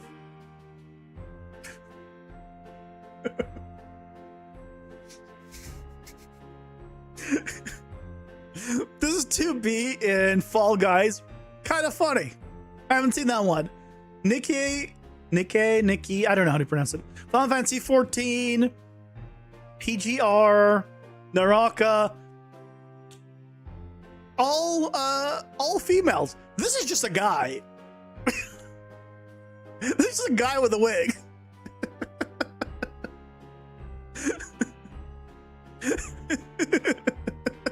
They got so much shit when this came out. They're like, excuse me? Like, yeah, it looks like her in all of these, right? has the iconic like boob hole. I don't know if there's an actual name for it. Cleavage window, whatever. Again, whatever you want to call it. But then and this one, just the jawline of this and everything, I was like, this is a guy. But yeah, she's been in a few games.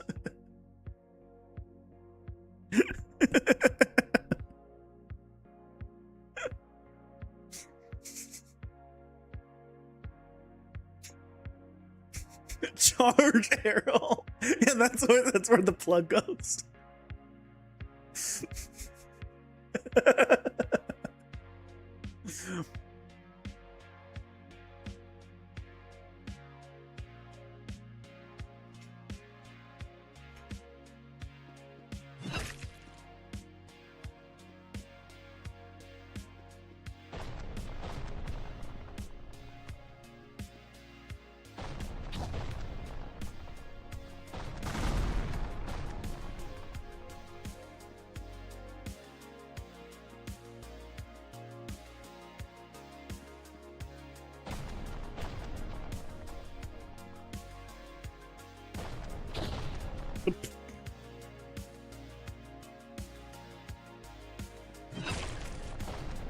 I like him not moving around anymore. It's like rotating to face you. Because he's walking around, he still will, but then he just stays there.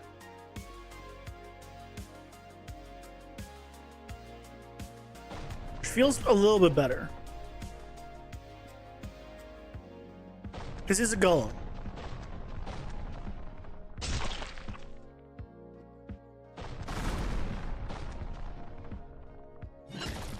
Okay, so now he should be in phase 2, so you got the extra attacks now.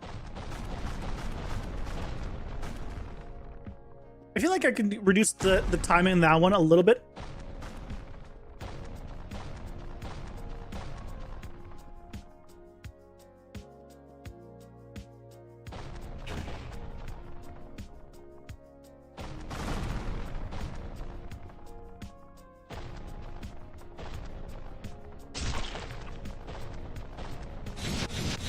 Okay, let's see phase 3.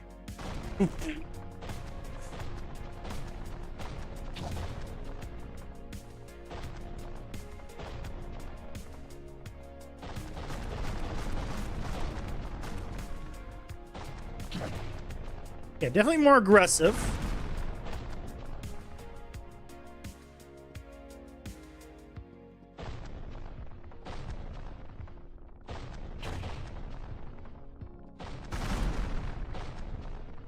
Yeah, he basically hasn't walked pretty much a single time. I feel like in phase 3, he can face towards you. While he's like waiting.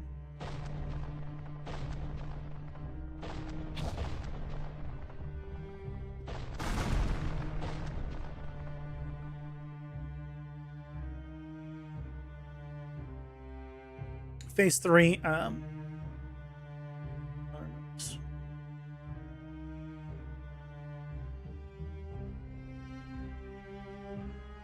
and then in phase 2, what was the thing that I said I wanted to do? Shit.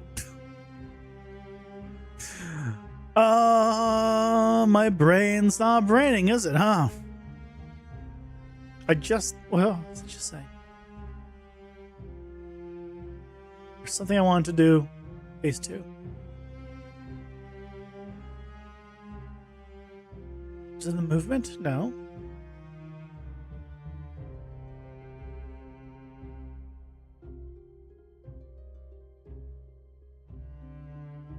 Damn it. What was it? What did I just say that I wanted to do? Oh, this one. Yep. I remember now. Okay, let's do point one less.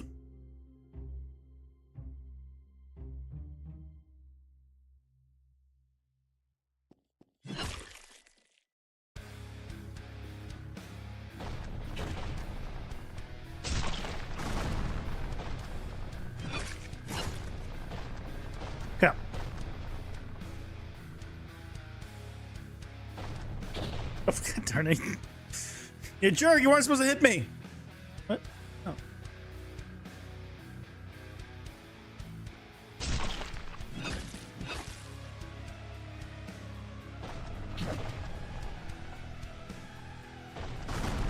Yeah, you need to do the tantrum, please. Thank you. Yeah, we still get away.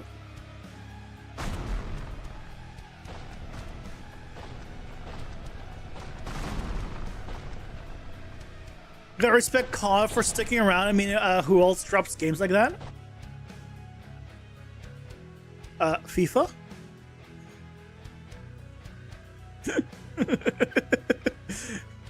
In fact, I mean, FIFA might be even more like that.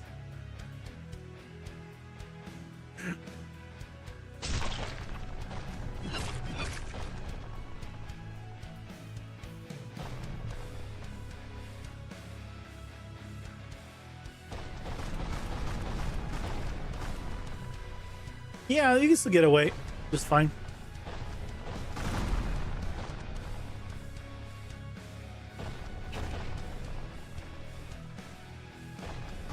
I heard it's rigged though. Apparently they have some patterns for changing players' aim mid-fight to make them win or lose.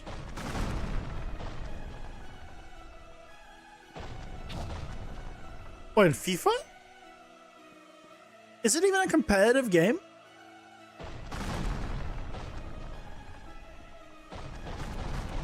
I don't know anything about it.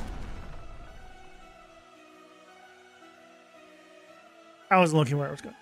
Oh, CAD. Oh, COD. Not CAD. COD. Oh, like... I imagine there's cheaters in those games. In all those games, right?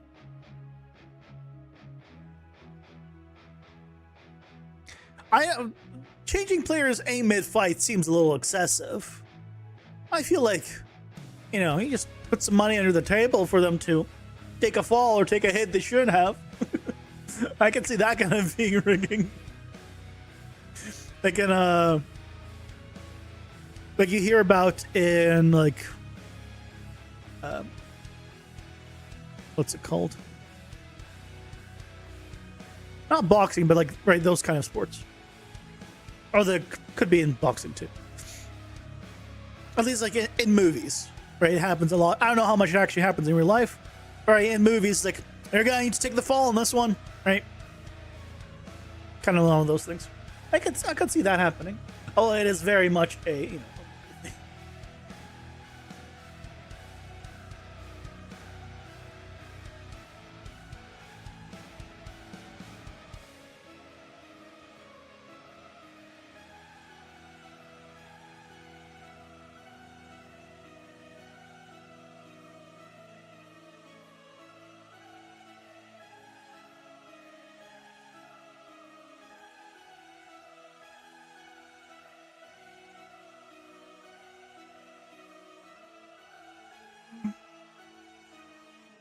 Okay. So I think we have all three phases working.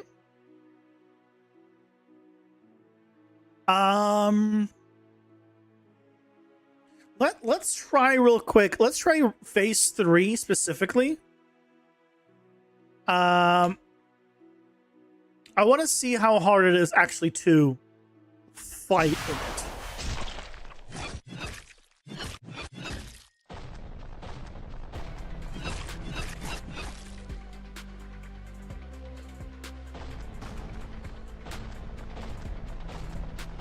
So I should no longer be doing tons of damage anymore. There.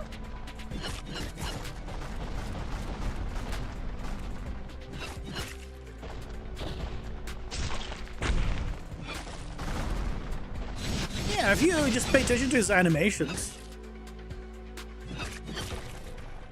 you can dodge away very easily. It's not hard.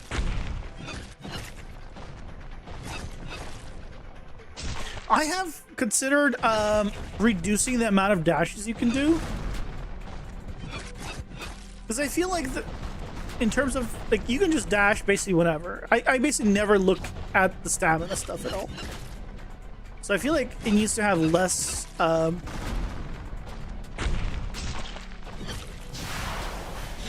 by default.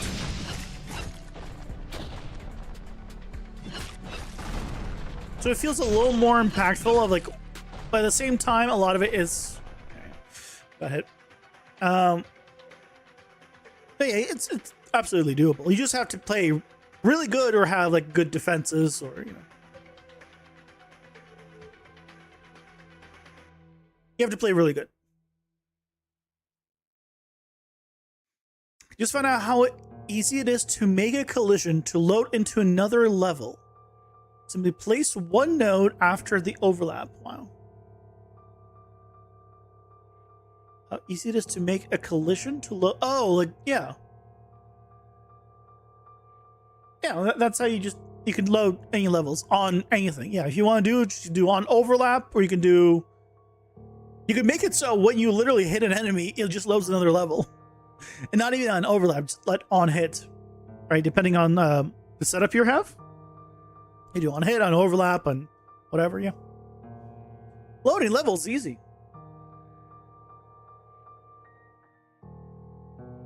Just use no,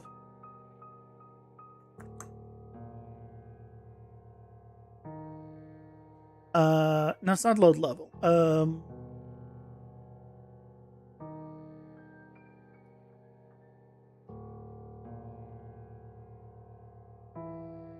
Yeah. Don't do open level by name. Do open level by reference, because then you can just select it. At the very worst. Yeah, don't do by name. Like you can if you have it like as a variable and you just updating the variable. But this is just better because you can still have it be a variable, but then you just specify the exact level. You know.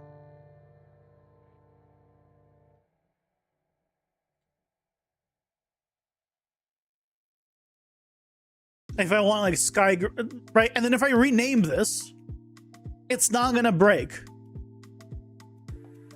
That's the thing. That's why I like the by object reference personally versus by name. So by name, if you ever rename it, it's just broken, right? Object reference, it will update.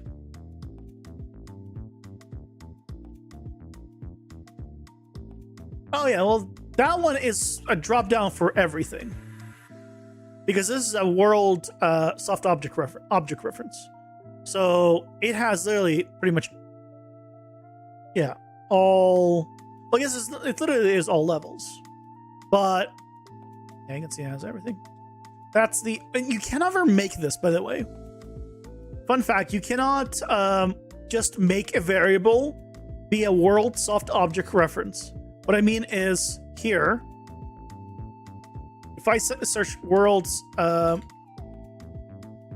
wait, is it now a thing? No, soft world reference is different, right? This is world, soft object reference. So there is no world type. You can't select world here. But what you can do is use this, promote this to a variable, and then there's world with set up the right way. But there is no world otherwise. Right? If I try to do it again, world. Like maybe I've been blind, but yeah, there's no world. You can't just select it. There's all sorts of different ones, but like it is its own like specific type that somehow is the way it is. But if you ever need it, just do open level by object reference, and then you can get that variable type.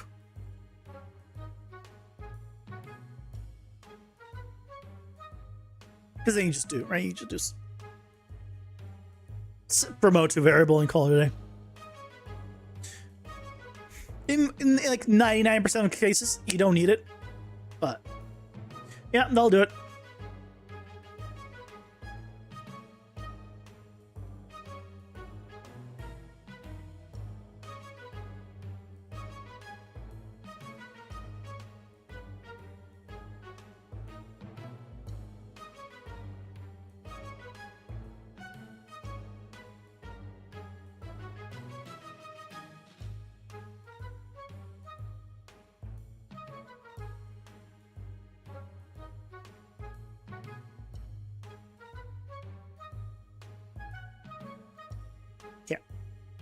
we got ourselves a golem. So, for the time being, I guess we will set it up to use the spider level.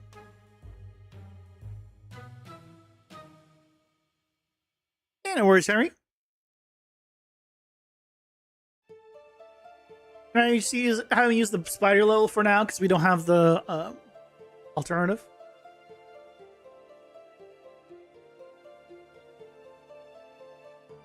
So this is going to be golem.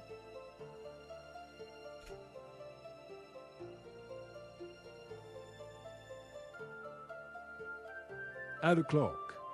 Pausing so you don't watch me debug the same null reference for 3 minutes straight.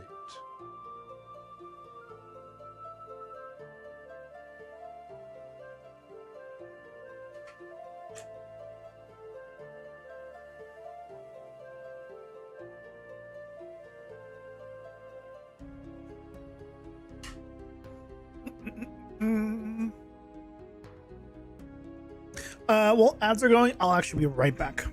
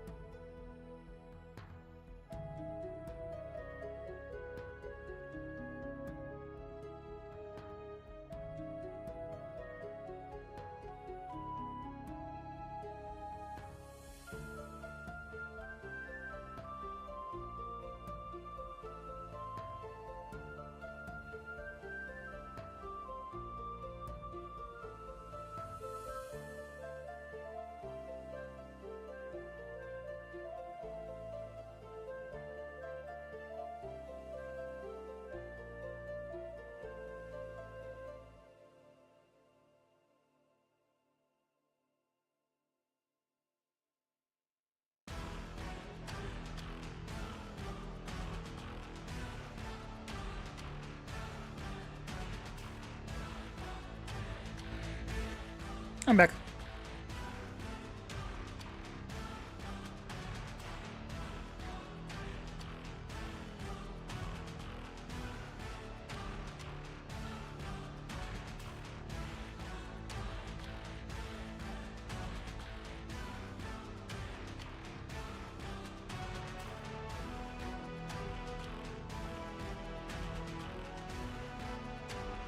Do you guys know where to find a UI artist?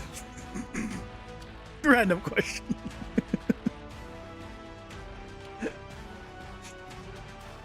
I've been randomly looking like for artists for random stuff, and it's so hard finding people. Like I was trying to find like a UI person, and there's like barely any from like where I was looking.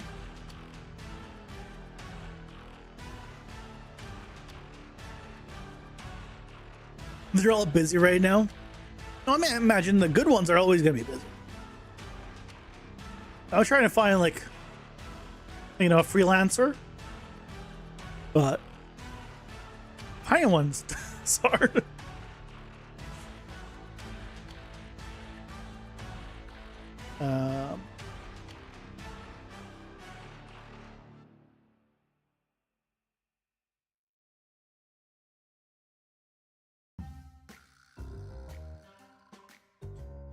Go.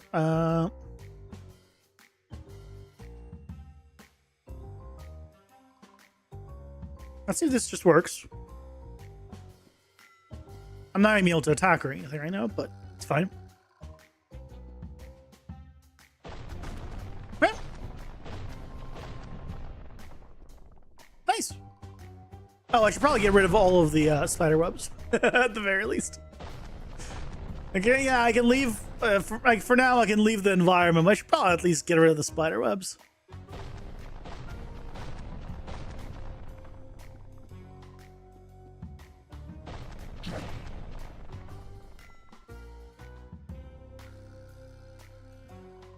add rocks instead. I could, but it's fine. I need to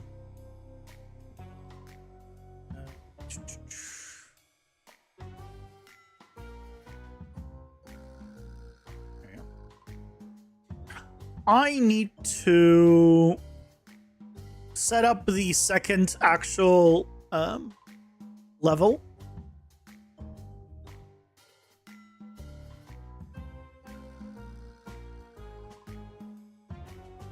Oh, I never did this here. These are wrong.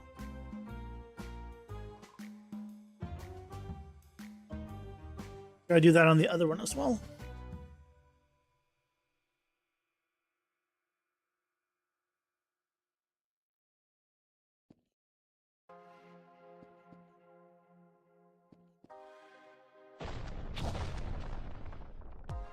Looks good. Just whack. Let's go to the spider one. I like my little assistant. Because now, right, these aren't getting it the look I want, and then bam, they're getting the look I want.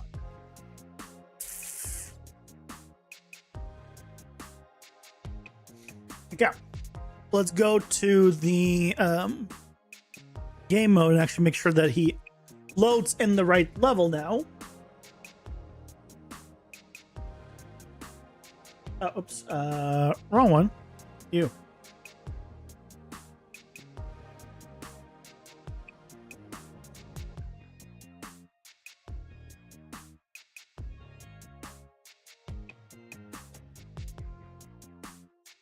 Oh, it's dungeon level.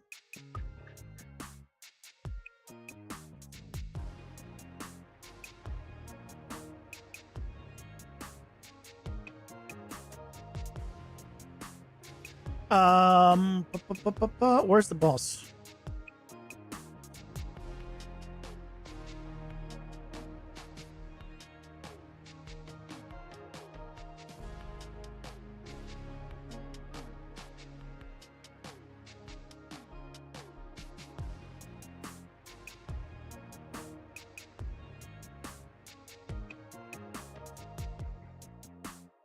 Oh, boss level per dungeon level. That's where I have it.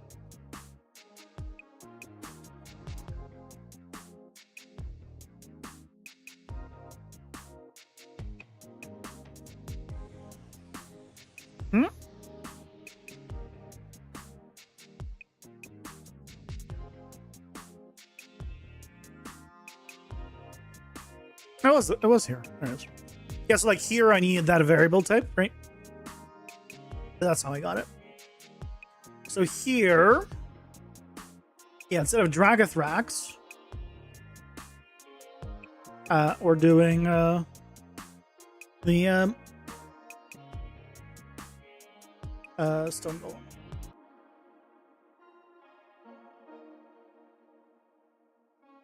And just for shits and giggles, let me remind you what the previous boss was.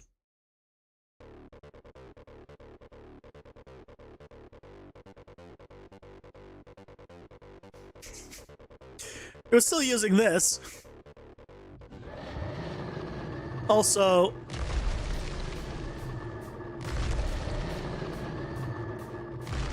get an interesting mechanic here where, well, he's not supposed to be doing that constantly.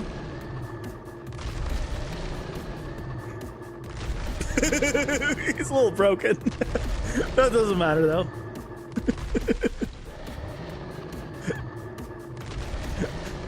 Oh, it's because he's failing to get the attack items and all that because yeah, he's not been reworked. It's fine, doesn't matter.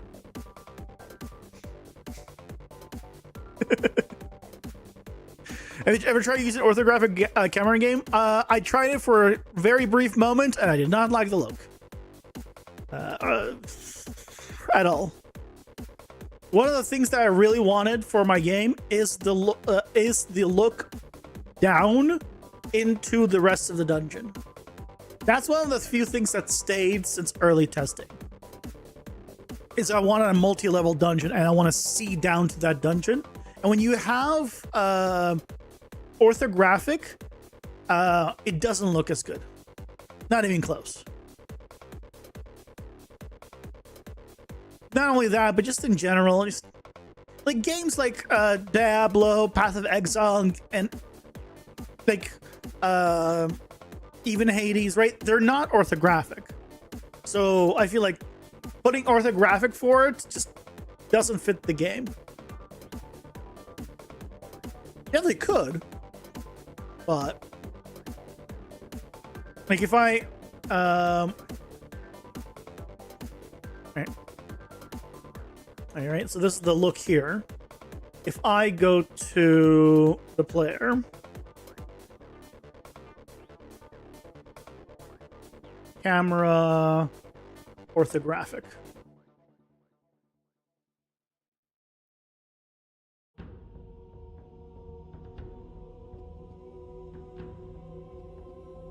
Oh, just select this. It's definitely a look. But it's trippy.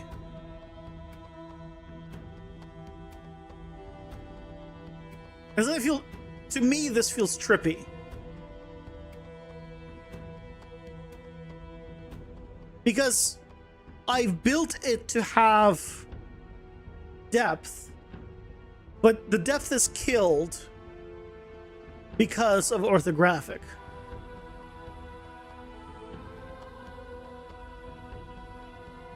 It's really weird.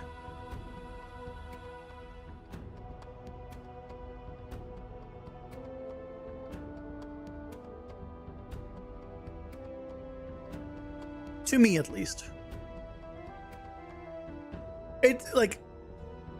It's not a bad aesthetic, but it's just not the aesthetic that I want, or that I feel like fits the game. So if I come, I need one where I can see vertically.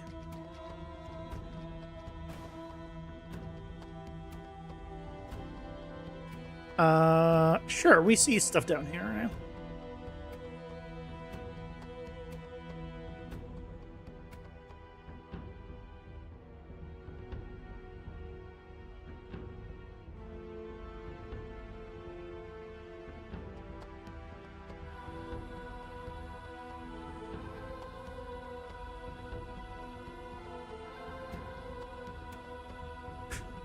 Oh, I guess this is the clipping.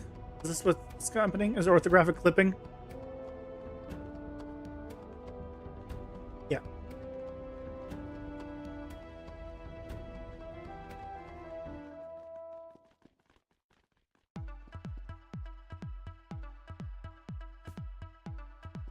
You see how this, like, a little, yeah, you could see down below, but you don't get that depth, right?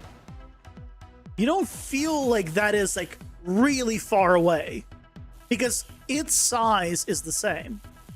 So if I put it back to this, you see the difference? So yes, it could look, it could work depending on what you're doing, but this feels like, oh, there's depth. You're feeling the atmosphere, right? You're feeling like things are getting smaller, and you lose that with orthographic.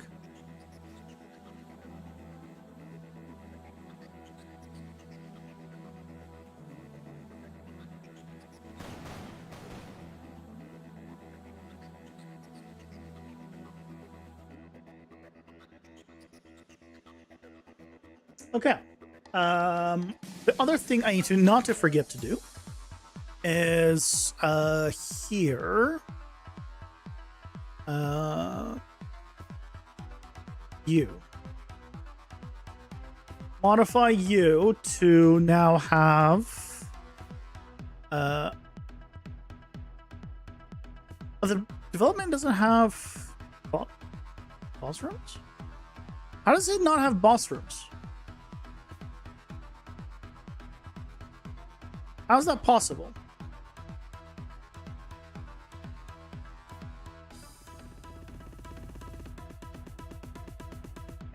But is it because it's referenced in the game mode?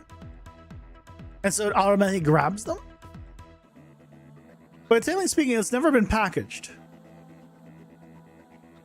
But I guess because it is part of the game modes of these, and it's referenced as hard references, it just grabs them, I assume. Oh yeah, absolutely, Henry. Huh.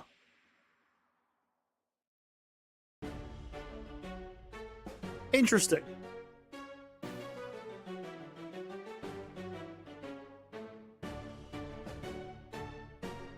And yeah, also these are not selected either. So I guess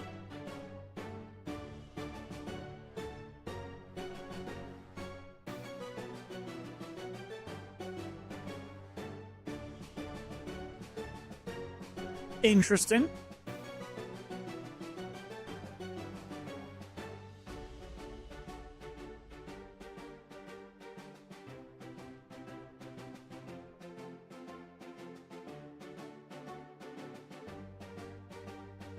It's set to selected maps. But I'm guessing it's just by reference then. Okay. Whatever then. Cool.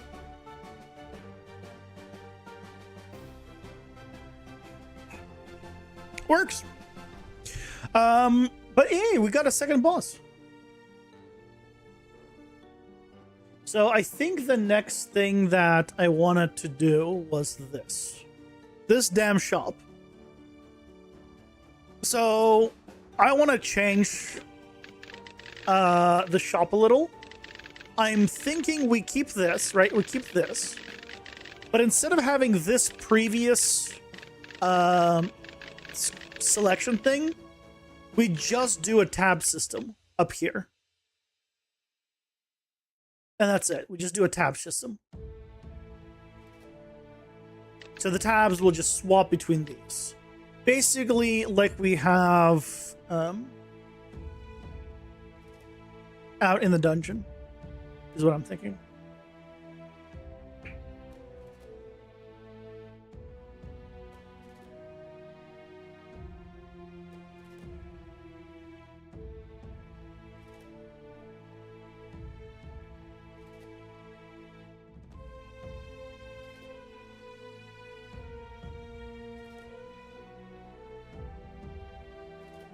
So, like this is what I'm thinking. This kind. I said it'll have the icon of the currency icon, I'm thinking, and then it will be the boss name. And obviously, there will be only 3. And it will just change what's displayed here and obviously update this. So that's what I'm thinking. Also, as I was saying that, I was thinking we should not have 4 levels here anymore. Kill you. And then total dungeon levels 3. Right, because we're removing that.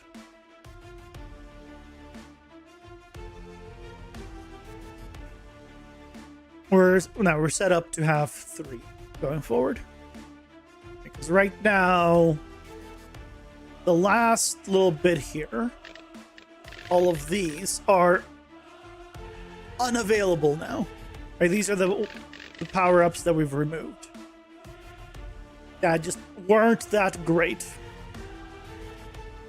So, temporary vulnerability, very early on one. Stun build-up. Yeah, we made a whole system for it. Wasn't great. The increase decrease radius, not enough synergies, and not good by itself. Fire and freezing aspect, again, we made whole systems for it and reworked those systems, and I just removed them. Hey, Licata, welcome in. How's it going? Hope you're doing well. Yeah, they're currently AI placeholders, yep. That's why she looks slightly different in style between all of them. Yeah, I need to find an artist that can do this kind of anime aesthetic, or not this kind, just an anime, right, aesthetic like this. And I need to save up enough money. And then I'll be hiring an artist to do a proper job, and not, you know, have one that looks like this and one that looks like this next to this. So, yep. Where's 2B? Oh, sorry. Sorry,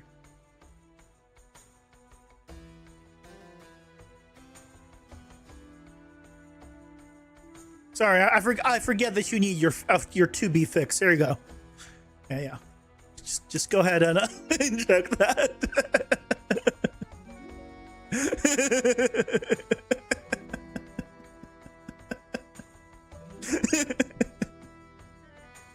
Yes, the saving money part, the hardest part of them all. Yeah, I applied for the Epic Mega Grant. We'll see if I get it. That will speed up.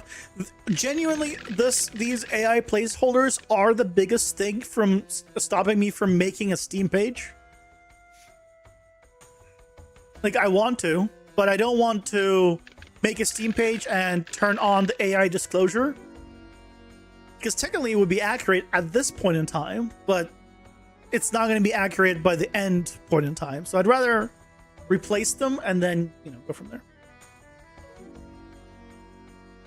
How much does a decent artist cost to create images for a Steam game? Well, it doesn't matter for what, but I have 54 of these, okay? 54 unique pieces here. Then I have weapons that all have their own images, which is another 6 per weapon. So that's another 3 weapons. So we're looking at 54 plus 18 plus I have the meta progression stuff, which requires an extra 9.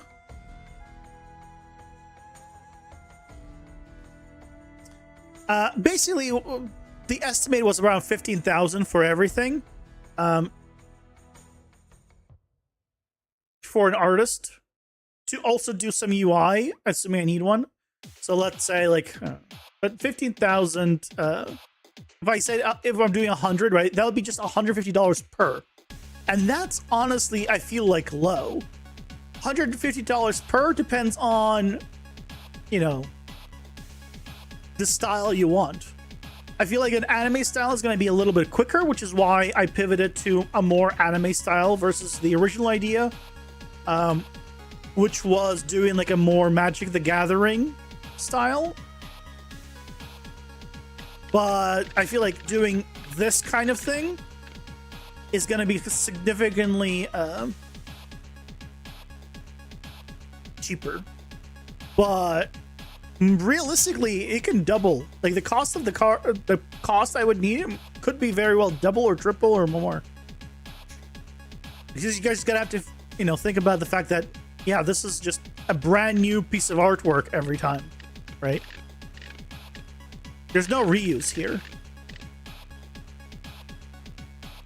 So how much does it cost to get 100, basically 100 unique pieces of artwork? It's gonna be a bit.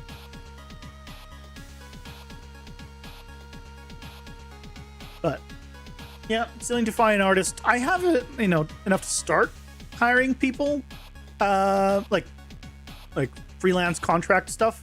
Like I want to do UI. I want to get a UI guy, but finding the people is also hard. Finding Australian artists in Asia, pay $5. Artists in the West charge way too much, to be honest. I mean, yeah, obviously I'll go wherever, you know, wherever it makes sense that I can. But the main thing I want is someone that does a good job. So, and then it goes like, what's within my budget, right? I'm not gonna go for someone for $5 if they're not gonna do a good job. But at the same time, I'm not gonna be able to go for someone that's gonna charge me $100,000. So, just gotta find something in my budget. But yeah, that's the that's also why it's not on Steam yet.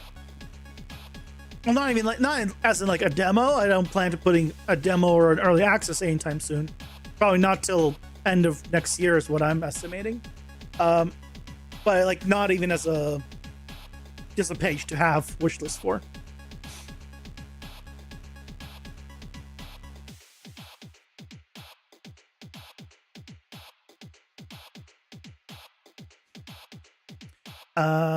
Okay, I think we're in here, right? There's nothing. Oh, cards per dungeon level and pooled projectile. That makes sense. That makes sense. Yeah, get rid of that. Cool. Looks good.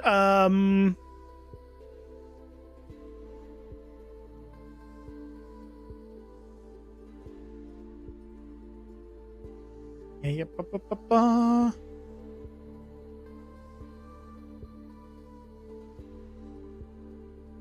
I've been thinking of like, how do I put lighting in here?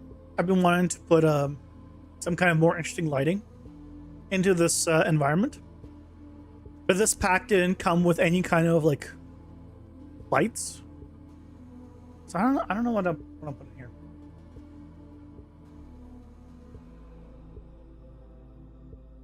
You're doing everything on your own and relying on marketplace assets so far, but art aspects you'll have to reach out for an artist. The marketplace, because contracting is out of your budget, to be honest.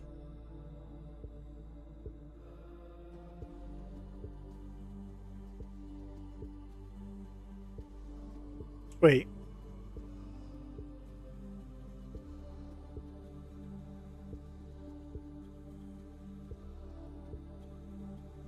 You expect you'll need to reach out to an artist. The marketplace, because I feel like the marketplace. Okay, I'm gonna drop the marketplace because contracting is out of your budget. But you just said you'll need to reach out to an artist. I feel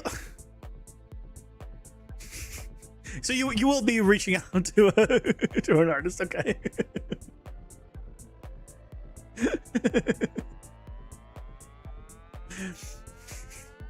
Yeah. Finding an artist is also hard. I've tried looking on the Unreal Source freelance area, and there's not that many people there. I've also tried looking on Fiverr. Not much there. 3D models for environments is marketplace. Got it. Yeah, that makes sense. The one I'm using right now, the one that started it all, is from the marketplace. So this pack that I'm using for this is from the marketplace. And now that I know this is the kind of style I'm going to go for, the next iteration of this, the next like theme of this, I'll be making myself. But now I have like the base point. Because the nice thing is this is very much a cube setup, and then obviously still have props and stuff. But that means I can quickly knock out potentially like the base stuff, like the ground and stuff like that. In fact, I did a concept thing.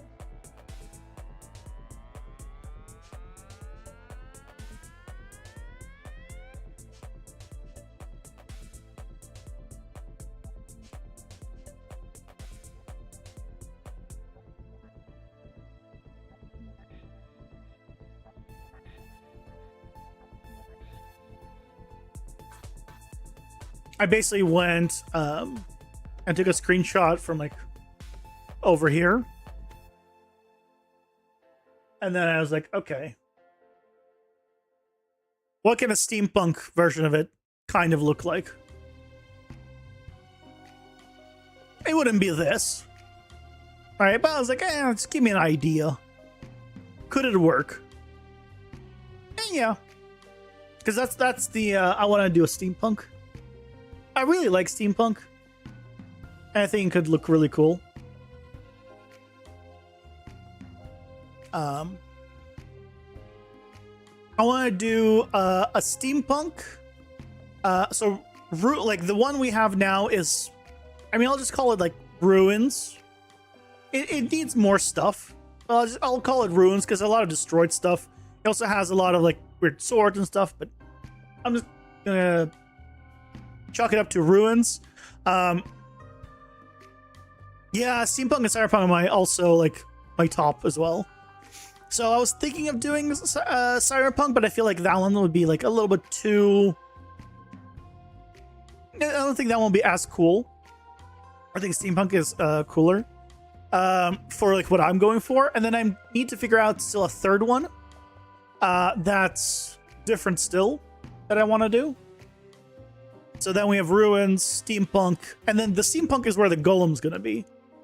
And in my mind, the way it's gonna work is the last like room before the portal to the boss, right, will be like you'll start seeing like some dirt going up to the portal, and then when you get inside of the room, like let's say this is a top view of the room, then the dirt would be like in here. And then you'll see a little bit of like machinery and stuff, you know, like it like, and maybe like, you know, some parts of it still go out and the old machinery area.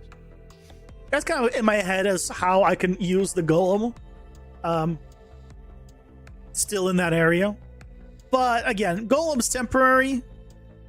The environment would be more permanent, so. Hey, Zeros, welcome in. How's it going? Hope you're doing well. So, I don't know. We'll see. We'll see. The main thing is, this is soon. And then we'll need to figure out what to do for the third one. All right, we have...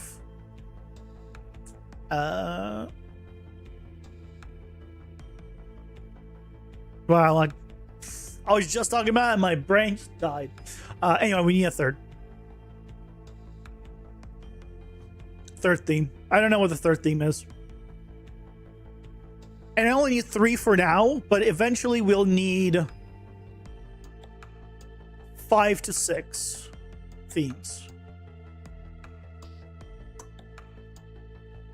Yep.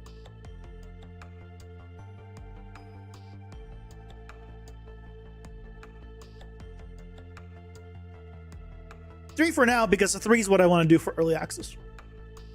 3 layers, 3 bosses kind of thing. Full release would be like 5, 6 plus. Right, because 5 times 18 is 90, yeah. 6 bosses is 108 power-ups. Yeah, that's the idea. Yeah, I want the themes to be very different. Which is why I don't really want to do cyberpunk and steampunk. Yes, they are very different. But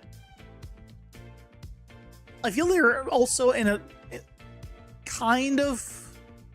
They have a lot of similarities. I feel like they're like going from like rubble to steampunk is very different.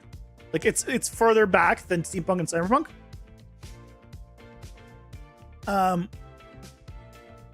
But I need a third. And I don't know what it is. Yeah, they're both punky, yeah. And also, a lot of what makes cyberpunk what it is the buildings. And I can't really do buildings. Like, that kind of aesthetic. In this kind of floating island top down. We tried in the past, it just doesn't work. So it needs to work with this kind of, you know, aesthetic, and I don't think a cyberpunk one will do it justice. It's maybe, but right, steampunk works because it's a lot of like metal grates and piping, and you could really like go crazy with it. Cyberpunk a little more difficult because that really relies on like neon signs on buildings, stuff like that, right? So we'll see. We'll figure something out. Yeah, neon would look cool, but what do you do with the buildings? You can't do buildings. Because as soon as you put really tall stuff in here, you basically then need to do culling and then Maybe something like Blame. I assume Blame is a game.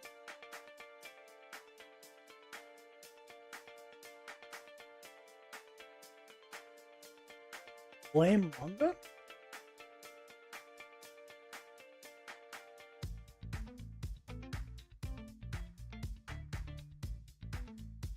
Oh, you know what this reminds me of? This seems like my kind of thing. But it reminds me of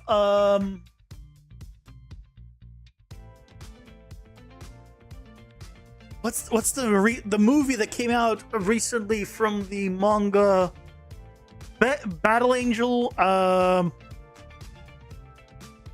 Alita?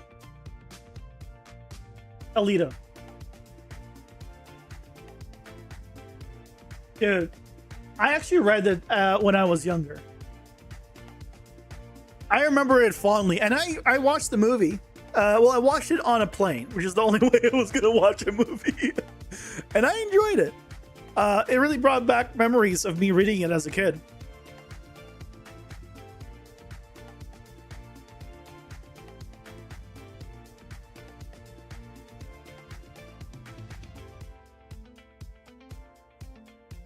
Like, I couldn't tell you how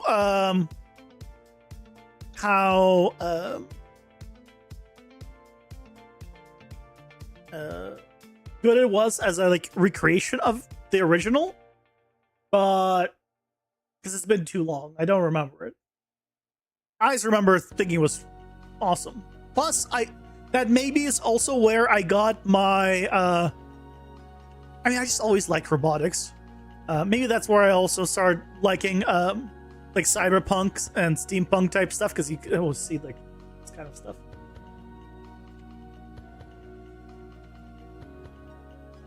It's cool. Maybe something sandy? Maybe. Sandy is not gonna work as well, right? Because it could be sandstone. Space theme. What would you put in? How would you do a space theme? We could do a space theme, but I feel like a space theme would need to be lower down. It would need to be a level 4 or 5. I think a space theme could work.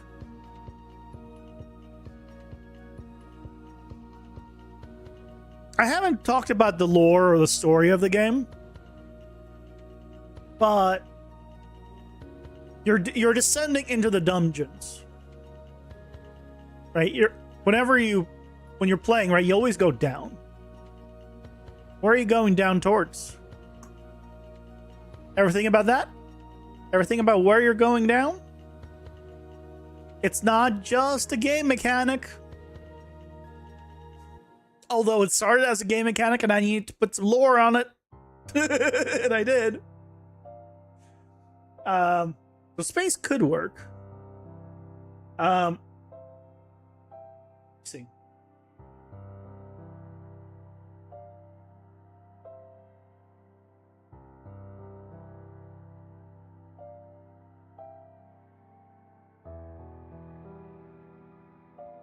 Right.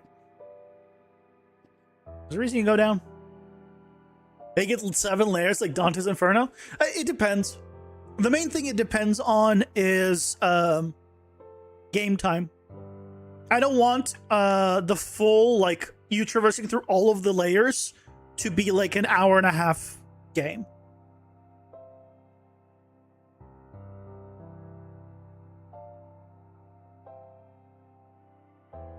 That's an option.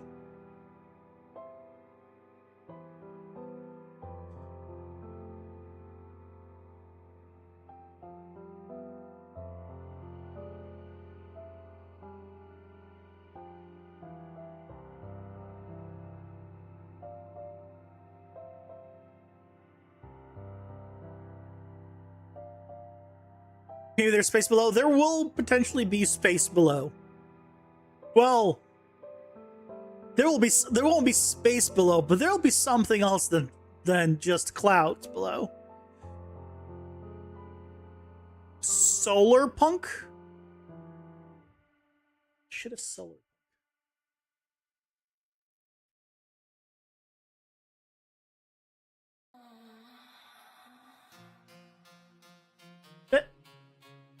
No. Biopunk. No.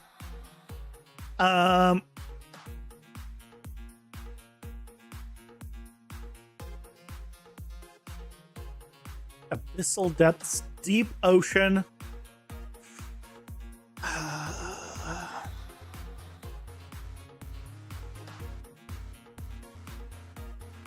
Like we could do like a fungal forest, right? We could do something like that.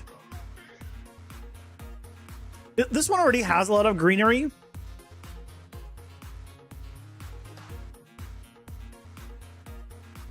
This might or might not be already happening down lower for thematic reasons. Which is why I say the space thing. Yeah, this doesn't really give me... Maybe this is also adjacent.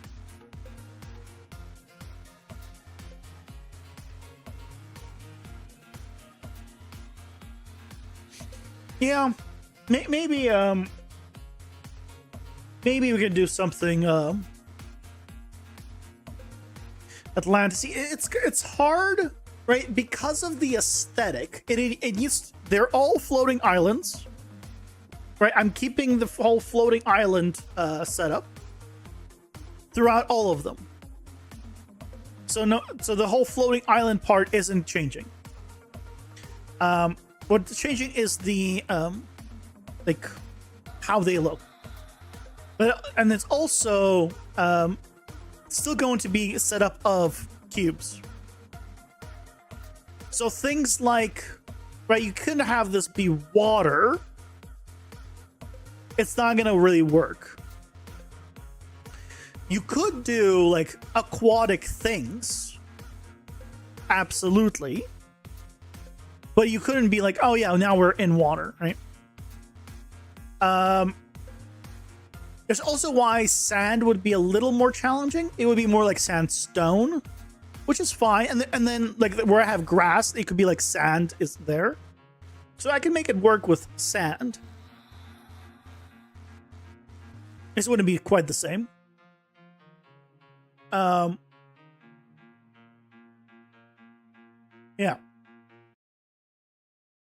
Sounds so generic to be. Yeah, we would need to elaborate on a little bit more. The one thing is, I would like it to.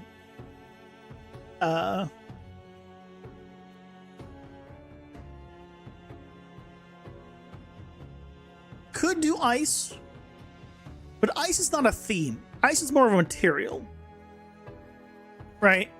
If everything's ice, then it just doesn't look great, right? But yes, absolutely. We could have like an ice area or an icy like section or ice incorporated somewhere. Yeah, well, I understood what you meant. So like you could do, right, ice crystals, you could do igloos. You would need a little bit more. You could do like the North Pole, you know, kind of thing. Yeah, I want something different at every level. Yeah. I want something like dramatically different. Obviously, it will have all the same like aesthetic.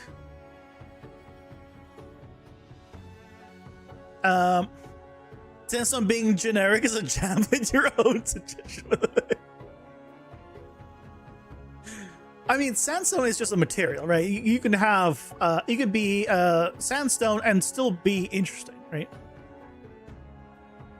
Sandstone itself is not a problem thing. Is your game 100% linear? In what sense? It is a roguelite. So you go from one floor, second floor, third floor, fourth floor, right? Right, levels. You go from one level to the next level to the next level. Like Hades. Like Binding of Isaac. So always down. Yes, always down.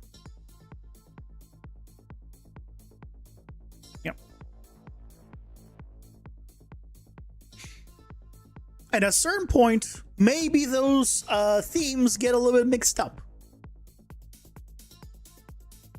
Maybe eventually when you go down far enough, maybe there's a weird area where you got a steampunk next to a ruins next to something else. Maybe.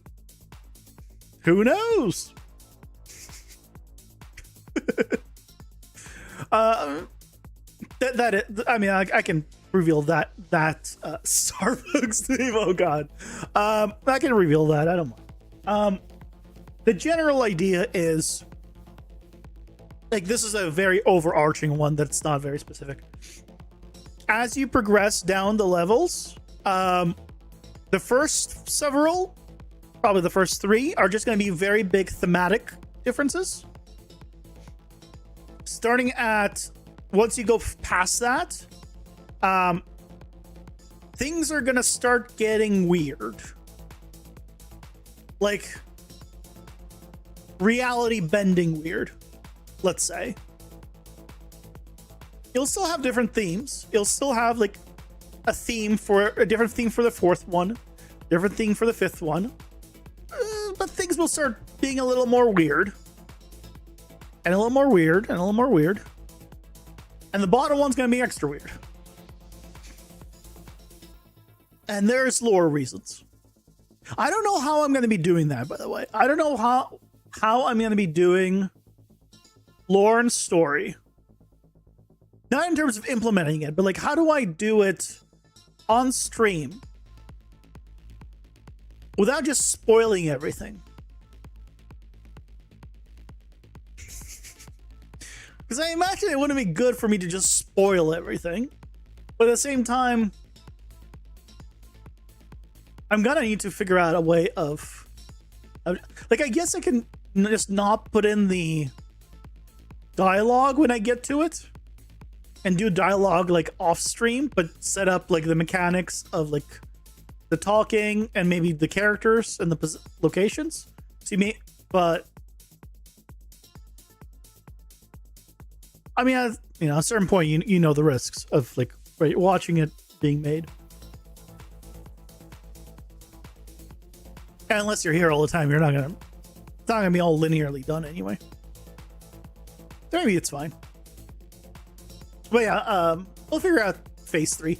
Right now, phase 2, level 2 has the golem that we just did.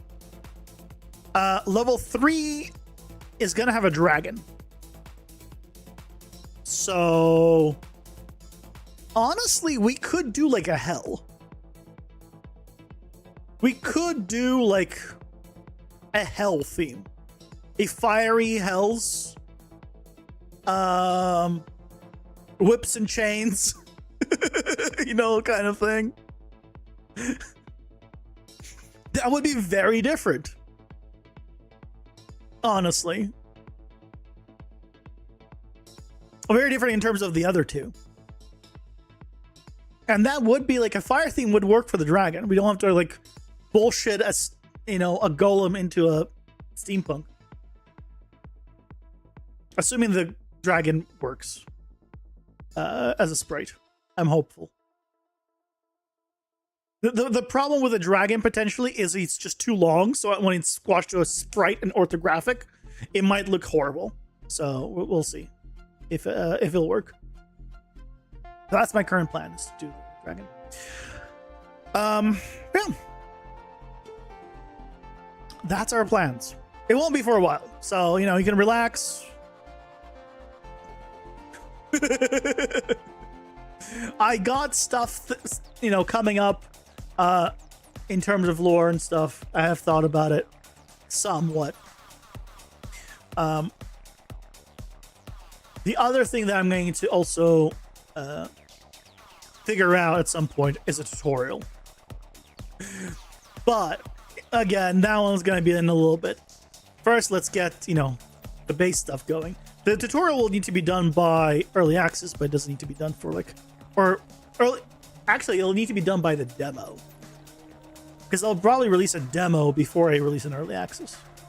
So the plan is the demo is the first level only, and then maybe I give a random boss, but probably not. The demo will probably just be the first level the first boss, and the first cards. And then the early access one will only have 3. Right, 3 levels, 3 bosses. And then eventually the full version would have the lore, the story, and 5, 6 plus dungeon levels. I just don't know, because I haven't really thought about it. I don't know if it's better to release in early access. Like, if you add an extra level, do you release it in early access? Or do you do just a big launch of it later? Couldn't tell you. That's for me to figure out later. Regardless, we got our second boss. Yay! We'll do a. You know what? To that sandstone sand theme, we'll do a Nier Automata theme. I still remember that stupid desert in that game. I was like, everything looks the same, and then they throw a freaking desert to me. I'm like, oh, now it really all looks the same.